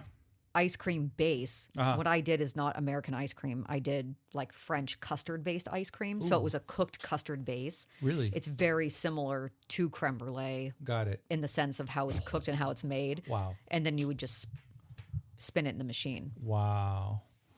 And the last question we always ask, I said, if you were to fight a Ninja Turtle, who would it be and why? Obviously, let me customize it to you. If you had a cook for a Ninja Turtle, who would it be and why? Oh. God. Usually it's like, who would you fight? And everybody always picks Donatello because Donatello tends to be the weakest one. Yeah, but what was the other one's name? Michelangelo. Yeah, the surfer. Yes. Yeah, Kawabunga. Yeah, you would cook for him. I would cook for him because I feel like he's probably high. And he would be really excited to eat. He just wants pizza. And you know what I mean? Like he would just be real excited to eat because he always seemed like he was stoned. Hell yeah. There you go. Well, Nicci, guess what? We are done. Thank you so much for being here. She drove from far, by the way. It's not like she lives right up the road, but I appreciate you coming out. But you're not going to leave here empty-handed. All my female guests... I don't know if you... I thought you wrote me a check for $50 million. Oh, yeah. It's going to bounce, though, so don't. I wrote it. I didn't say it was going to get cleared. I thought you said you were giving me $50 million. Yeah, I was not going to leave here empty-handed. I said, write me... Didn't I say I'm going to write her a check? I'm not going to say it's going to clear. That's true. Yeah.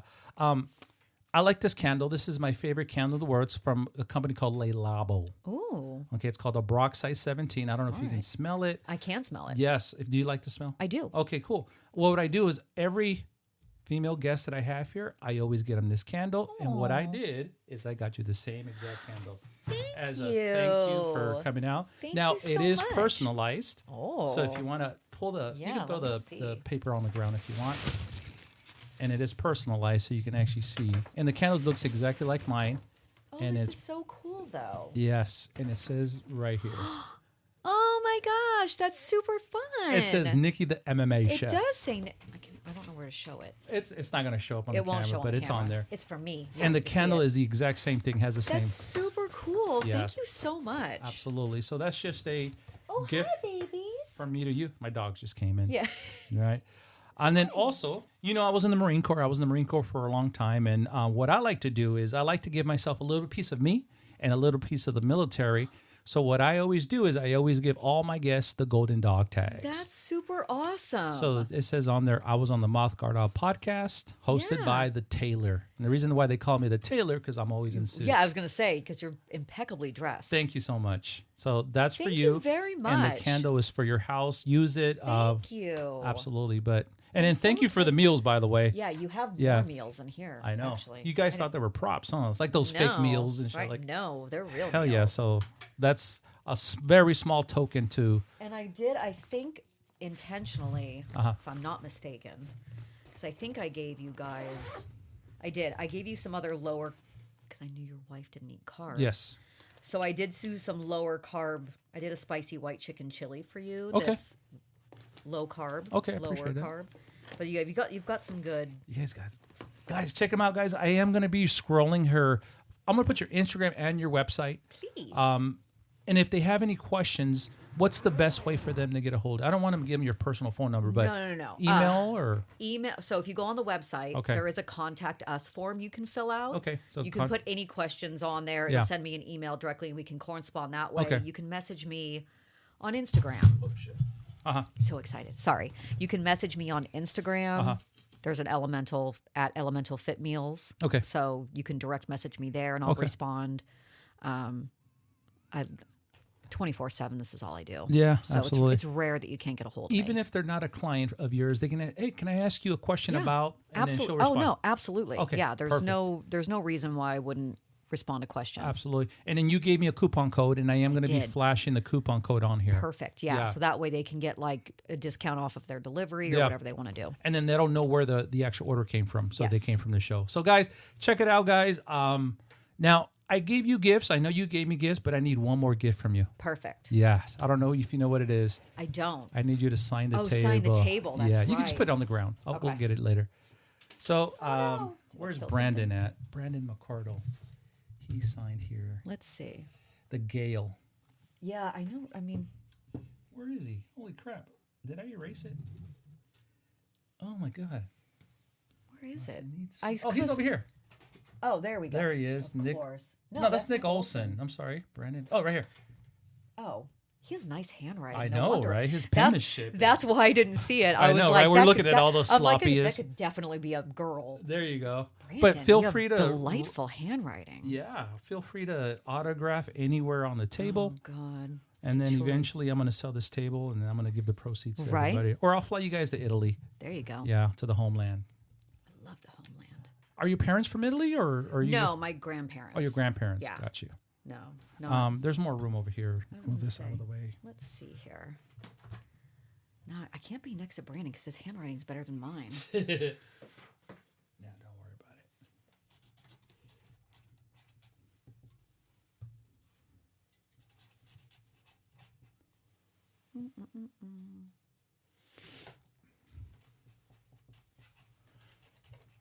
And if you don't mind, this will be on the show from now on. So Yeah. anytime they see, they see, they'll see the logo. So I'll just keep this here. Cool. What are we? We're in December. December 2025. There you go. Awesome. Cool. Right there, Chef Nicci. Yeah. Yeah. Elemental Fitness. Meals.com. Okay, see that. All right. Cool. All right, so let's go ahead and exit. So, guys, once again, I am going to be scrolling her information down below. Make sure you follow her. And, again, they can contact you on your website. If you have any questions Website, about Instagram, her however meals, you want to get a hold of me. whatever, Yeah. she is willing. So, once again, guys, this is Ruben from MouthGuard Out, Ruben the Tailor. We got Nicci, the MMA Chef. That's your new name, by the way. Perfect. Okay, I'll take it. So, because I even told her, I said, I know you don't just do MMA, but I like calling her the MMA Chef. So, I'll do it. It's guys, works for me. thank you so much. Thank you so much. We have to do something for the thumbnail. So I don't know if you just want to smile. I usually go like this, and this is for the thumbnail. Cool. Thank you, Nicci. Thank you so much. Happy New Year, and we'll Happy New Year. That's absolutely. right. So this will be posted after that, but you know, It's fine. it's Hollywood. It's Hollywood. Exactly. Guys, thank you so much. We will talk to you guys soon. Thank you. Peace. Step into the ring, yeah, we